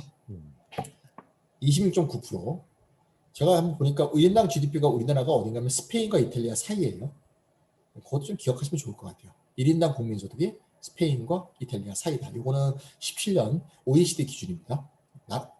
조금씩 차이가 나요. 폴란드는 우리보다 훨씬 적죠. 폴란드, 체코가 우리보다 1인당 GDP는 적은데 국민 부담률은 훨씬 높습니다. 체코와 폴란드가 OECD 평균과 비슷하다는 거 보이시죠? 그래서 그렇게 기억하시면 됩니다. 우리가 폴란드, 체코만큼만 세금을 내자. 그렇게 되면 어떻게 되느냐? 1인당 연간 300만 원의 기본소득의 재원이 나옵니다. 이 180조예요. 180조. 그러면 지금 4차 긴급재난지원금 얼마 준다고요? 1인당 25만 원. 네, 25만 원을 12개월 받으면 300만 원입니다. 그러니까 국민 조세 부담률을 OECD 평균까지 끌어올리면 25만 원을 매달 받는다. 매달 줄 수 있는. 네, GDP가 감소하지 않는 이상. 이럴 때 GDP가 감소하지 않느냐 걱정하는 사람이 있는데 성장이 둔화될 뿐 감소되는 경우는 거의 없습니다. 그런 걱정을 사실 할 필요가 없는데 가끔 그런 걱정하시는 분들도 있거든요. 세금은 이렇게 네 가지 방법을 통해서 하면 될 것 같고요. 이거는 이제 넘어가겠습니다. 네. 요 얘기 좀 해보고요. 네, 요 얘기는 스톡홀더 소사이티 얘기도 잠깐 했고 요 얘기하면 답변하실 수 있을 것 같아요. 답변될 것 같아요. 노벨 경제학상을 탄 제임스 미드라는 분이 있는데요. 이분이 이런 주장을 했습니다. 1920년대, 30년대 주장이에요. 사회에서 활동하고 있는 기업이 있겠죠. 기업의 주식이 예를 들면 100만 주다. 100만 주 중에서 모든 기업의 주식의 절반, 그러면 50만 주죠. 50만 주를 전부 국민주로 바꾸자. 그럼 모든 기업은 노벨 경제학상을 탄 사람이 이런 혁신적 주장을 할 때는 좀 놀랍습니다. 50만 주는 보통 개인들이 갖고 마지막 50만 주는 국가가 그 주를 갖고 있는 거죠. 하지만 국가가 갖고 있는 주는 경영권은 행사하지 않고, 왜 경영권은 전문 경영인이 해야 되니까 국가가 이래라 저래라 하면 공산주의 국가죠. 안 되죠. 그래서 경영권은 그냥 경영 전문인들이 하고 배당권만 갖자. 다시 말하자면 50% 국민주는 우선주로 하자는 얘기죠. 우선주. 그렇게 하게 되면 배당을 칠 때 50% 배당은 국가의 배당을 치지 않겠습니까? 그럼 이걸 사회배당으로 해서 이렇게 된 배당은 사회 구성원에게 n분의 1로 기본소득으로 배당하자는 주장을 했습니다. 저는 굉장히 그때 혁신적인 주장이라고 생각하는데 저도 알게 된 지 한 10년도 안 됐습니다. 당시에서는 양쪽에서 다 무시되겠어요. 자본주의와 공산주의 양쪽에서 다 무시하겠는데 요새는 굉장히 이게 의미 있는 거라고 보는데 이 사람은 법을 만들어서 그냥 이렇게 하자고 주장하는 건데 법 만들기 쉽지 않으니까요. 저는 이렇게 하면 좋지 않을까. 우리가 최근에 정부가 디지털 뉴딜이라고 해갖고 창업기업이라든가 디지털 기업한테 국민 세금을 지원하지 않습니까? 국민 세금을 지원해서 그 기업을 살렸어. 또는 기업을 키웠어. 나중에 그 기업이 크거나 살면 도와줬을 때 은덕은 잊어버리고 자기들만 나눠 먹죠. 그래서 그걸 이제 재밌는 말로 손실은 사회화하고 수익은 사유화한다 그러잖아요. 그러지 말고 어려웠을 때 국민 세금으로 도와줬다면 그 기업이 나중에 잘 되면 수익도 국민과 함께 나눠 가지면 어떨까? 저는 그런 생각을 하게 돼요. 미드로부터 배운 거죠. 그래서 예를 들면 어떤 3조짜리 기업이 있다. 우리가 국민 세금으로 1조를 투자했어요. 그러면 총 4조의 기업 가치가 된다고 보면 그 기업의 주식 25%를 국민주로 바꾸고 나중에 기업이 잘 됐을 때 배당의 25%를 기본소득 재원으로 펀드로 넣어서 그걸 기본소득 재원으로 하면 어떻겠냐. 이런 생각들을 최근에 많은 사람들이 하고 있고 이러면 세금을 더 걷지 않아도 기본소득 재원을 할 수 있고요. 더 중요한 것은 가끔 기업에 대해서 재벌기업 대기업 그래서 싫어하는 분들도 이건 내 기업이야. 국민 기업이야. 이 기업이 잘 되면 나도 기본소득 받게 돼. 굉장히 친기업적인 정서를 많은 국민들한테 갖게 할 수 있는 좋은 제도가 아닐까 생각을 합니다. 이런 것도 기본소득 운동가들 사이에서 이루어지고 있다. 그렇게 말씀을 드리면 조금 대답이 되지 않을까 싶습니다. 아이디어일 수는 있겠는데 네. 국민 기업 뭐 예전에 뭐 포스코 뭐 이렇게 뭐 포항제철 이렇게 국민주로 나누고 막 그런 적이 있었잖아요. 네. 왜냐하면 이렇게 사적 기업들인데 그거를 국가가 소유한다는 게 거의 뭐 이 사회주의적 발상 아니냐 이렇게 얘기할 사람들이 있을 거 아니에요. 그래서 제임스 미드 같이 하는 방법은 그런 불만이 나올 수가 있지 않습니까? 그렇죠. 실제로 법으로 그냥 실제로 갑자기 법으로 이제 이거는 50%는 국가의 주식이다 이렇게 하면 촉법적 발상이라고 생각할 수 있으니까 제가 그러지 말고 돈으로 해결하자. 돈으로. 실제로 돈을 1조를 지원했다면 국민의 돈을 1조를 실제로 투자한 거라는 얘기죠. 투자한 것에 대해서 우리가 지금 이때까지 어떻게 했냐면 그냥 투자하고 말고 국민의 세금으로 키웠잖아. 그리고 끝이고 그 기업은 그냥 나중에 이익이 나면 자기가 다 갔거든요. 그러니까 국가가 세금으로 마련한 재원을 어떤 기업에다가 지분만큼 투자를 하자. 투자하면 그 투자분을 국민주로 n분의 1로 나누자. 이거죠. 그리고 과거에 그 국유기업 같은 건 어떻게 되냐면 국유기업은 이익이 나잖아요. 국고로 들어가요. 국고로 들어가게 되면 그게 국민한테 배당이 안 되니까 자기가 실제 체감을 못하죠. 그 기업이 잘 된 것을. 그리고 그 사이에서 중간에 또 새 나가지 않습니까? 그러니까 그러지 말고 그렇게 되는 것은 뭐 이거에 대해서 배당하는 법은 만들어야겠죠. 그렇게 해서 배당을 하고 실제로 그렇게 하는 나라 중에 하나가 알래스카죠. 알래스카는 이제 석유 기금에 대해서 석유가 발견됐을 때 알래스카 개발공사가 만들어져서 알래스카 주기업입니다. 공유기업인 주기업을 만들고 거기서 난 수익의 25%를 다 펀드에다가 계속 적립해 왔어요. 언제? 지금까지 40년째. 그래서 수익의 25%는 그냥 알래스카 주 국민한테 펀드로 모으는 거예요. 국민 펀드로. 그게 촉법적 발상이 아니고 사회주의적 발상도 아닙니다. 왜? 석유는 누구의 것도 아니므로. 그때 주지사가 그런 결정을 해서 법을 만들었어요. 그래서 그 돈을 모은 게 지금 얼마가 됐냐? 6조 원이 됐어요. 66조가 됐어요. 66조 펀드가. 그들은 어떻게 하냐면 말이죠. 석유를 팔아서 난 돈의 25%를 바로 배당하지 않고요. 펀드에다 계속 투자를 해요. 법을 그렇게 만들었어요. 그래서 그 펀드가 전 세계 기업에 투자를 합니다. 우리나라 국민연금에도 투자해요. 그래서 펀드 수익을 냈죠. 그 펀드 수익을 낸 거를 알래스카 주민한테 n분의 1로 기본소득으로 배당해요. 40년째 하고 있어요. 그래서 알래스카가 미국 전역 중에서 범죄율, 빈곤율이 3위 안에 들어요. 그렇게 낮습니다. 굉장히 낮고요. 예전에는 20위까지 갔었어요. 그런 식으로 할 수가 있기 때문에 그래서 거기는 석유가 고갈돼도 펀드는 남을 것이다. 그렇게 얘기하거든요. 그래서 그런 식으로 충분히 할 수 있기 때문에 자본주의 내에서 그렇게 할 수 있는 방법이 있다. 그래서 우리나라는 그런 투자 방법으로 해결하자. 저는 그렇게 생각하고 있습니다. 네, 뭐 굉장히 긴 시간 동안 정말 이렇게 한번 들어두면 알찬 피가 되고 살이 되는 그런 기본 소양일 것 같은데 좀 많은 분들이 들었으면 좋겠고요. 저기 그 아까 뭐라 그랬죠? 그 기본소득 한국 네트워크? 네. 예, 그 단체 소개 좀 해봐 주시죠. 저도 지금 몇 군데 그 사회단체나 이런 데 가끔씩 이렇게 후원이나 기부를 하기는 하는데 네. 뭔가 좀 이렇게 미래를 보고 좀 정책을 좀 연구할 수 있는 그런 파트에다가 돈을 지불해야지 후원금을 내도 좀 뭐가 좀 남지. 요새는 뭐 기아 대책이니 뭐니 이런 무슨 뭐 이런 데 내는 돈도 아까워요. 어떨 때는 저 돈이 과연 진짜 그 필요한 데 사람한테 가고 있나 가는지, 싶어서. 예. 안 그렇다는 보고서도 굉장히 많죠. 그러니까. 여기 나왔던 친구가 저기에도 또 나오고 예. 이 친구가 또 나오고 이 사람 무슨 모델인가? 뭐 이런 생각도 들고 그래서 이런 얘기도 많이 하죠. 예, 꼭 예. 녹색당이 아니더라도 네네네. 이런 정책을 좀 연구하는 데들 사회의 네. 미래 아까 뭐또 그 기계가 다 이미 조립을 다 사람을 대체하고 있는 이런 상황인데 이게 예, 미래 예. 사회의 어떤 변화에 따라서 그에 적합한 정책을 좀 더 연구하고 추구하는 그런 예. 사회의 뭐 운동이라든가 단체들이 있으면 조금만 좀 아시는 대로 좀 소개 좀 해주실까요? 네네. 저 기본소득이란 말이 붙은 단체는 이제 좀 크게 말하면 이게 기본소득을 연구하는 단체가 있고 기본소득 정치단체가 있다고 볼 수 있겠습니다. 그러니까 기본소득 정치단체는 크게 두 가지가 있는데 기본소득당이라는 당이 있습니다. 아, 용인 국회의원이 있죠. 그래서 그건 이제 기본소득 정치단체 당이니까 국회의원이 한 명이 있는 정당이고요. 또는 기본소득 이름 붙어 있는 뭐 여러 가지 다른 단체들은 지금의 이제 대선 주자와 관련해서 하고 있는 정치운동 단체들이 또 있습니다. 일일이 어떤 게 그렇고 아니다라고 얘기하기 좀 어려우니까 제가 그 정도만 하고요. 기본소득 한국 네트워크는 2009년도에 생겼고요. 굉장히 오래됐습니다. 그러니까 이재명 지사가 성남시장이 된 게 2016년부터 성남시 청년배당을 했으니까 한참 전입니다. 2009년이고요. 주로 기본소득의 뜻이 있는 시민들, 저 같은 좀뭐 소매업, 저는 이제 소매상인이라고 하는데 교수님들이 연구를 많이 하시면 그거를 이제 쉽게 국민이 이해할 수 있는 방법으로 전달하는 사람.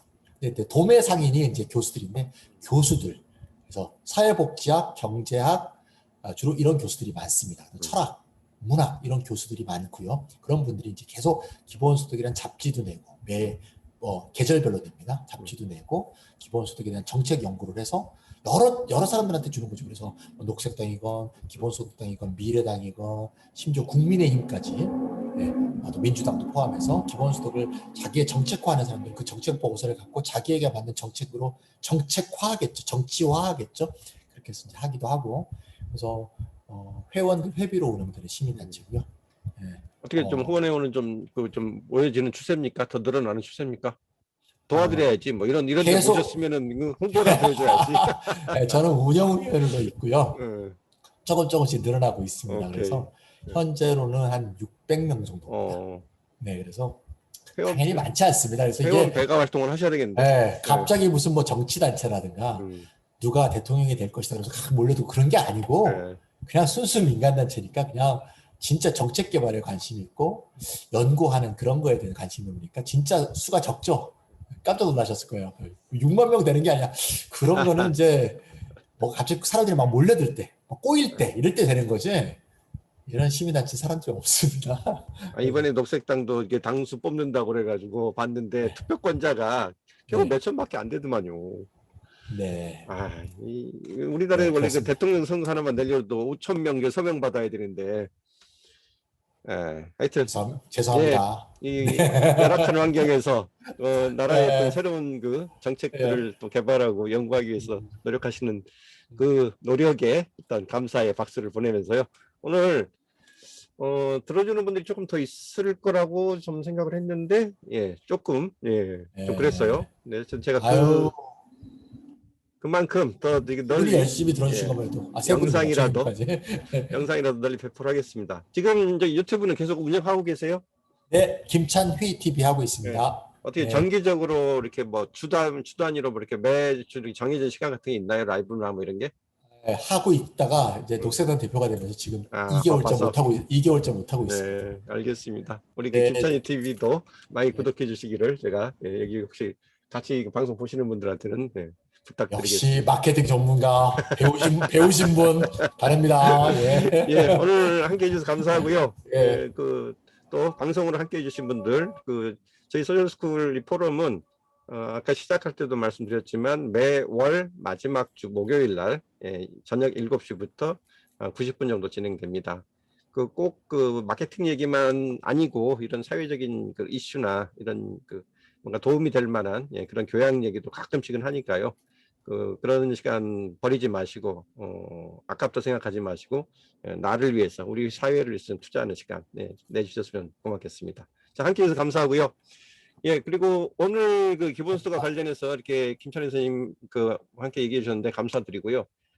지금 녹색당의 공동대표를 맡고 계시지만 오늘 한 이야기는 일단 아까 말씀드린 대로 국민소득 한국 네트워크의 운영위원으로서 말씀하신 건지 이게 당론으로 지금 뭐가 결정되거나 해서 얘기한 내용은 아니니까 그건 오해 없으시도록 부탁 말씀드립니다. 예, 함께 해주셔서 감사하고요. 또 다음 달에 또 뵙겠습니다. 예. 편안한 감사합니다. 편안한 밤 되시고 코로나 무더위 조심하시고 잘 넘기시기 바랍니다. 예, 고맙습니다. 김찬희 선생님 감사해요. 예, 네. 방송 마치겠습니다. 수고하셨어요. 예.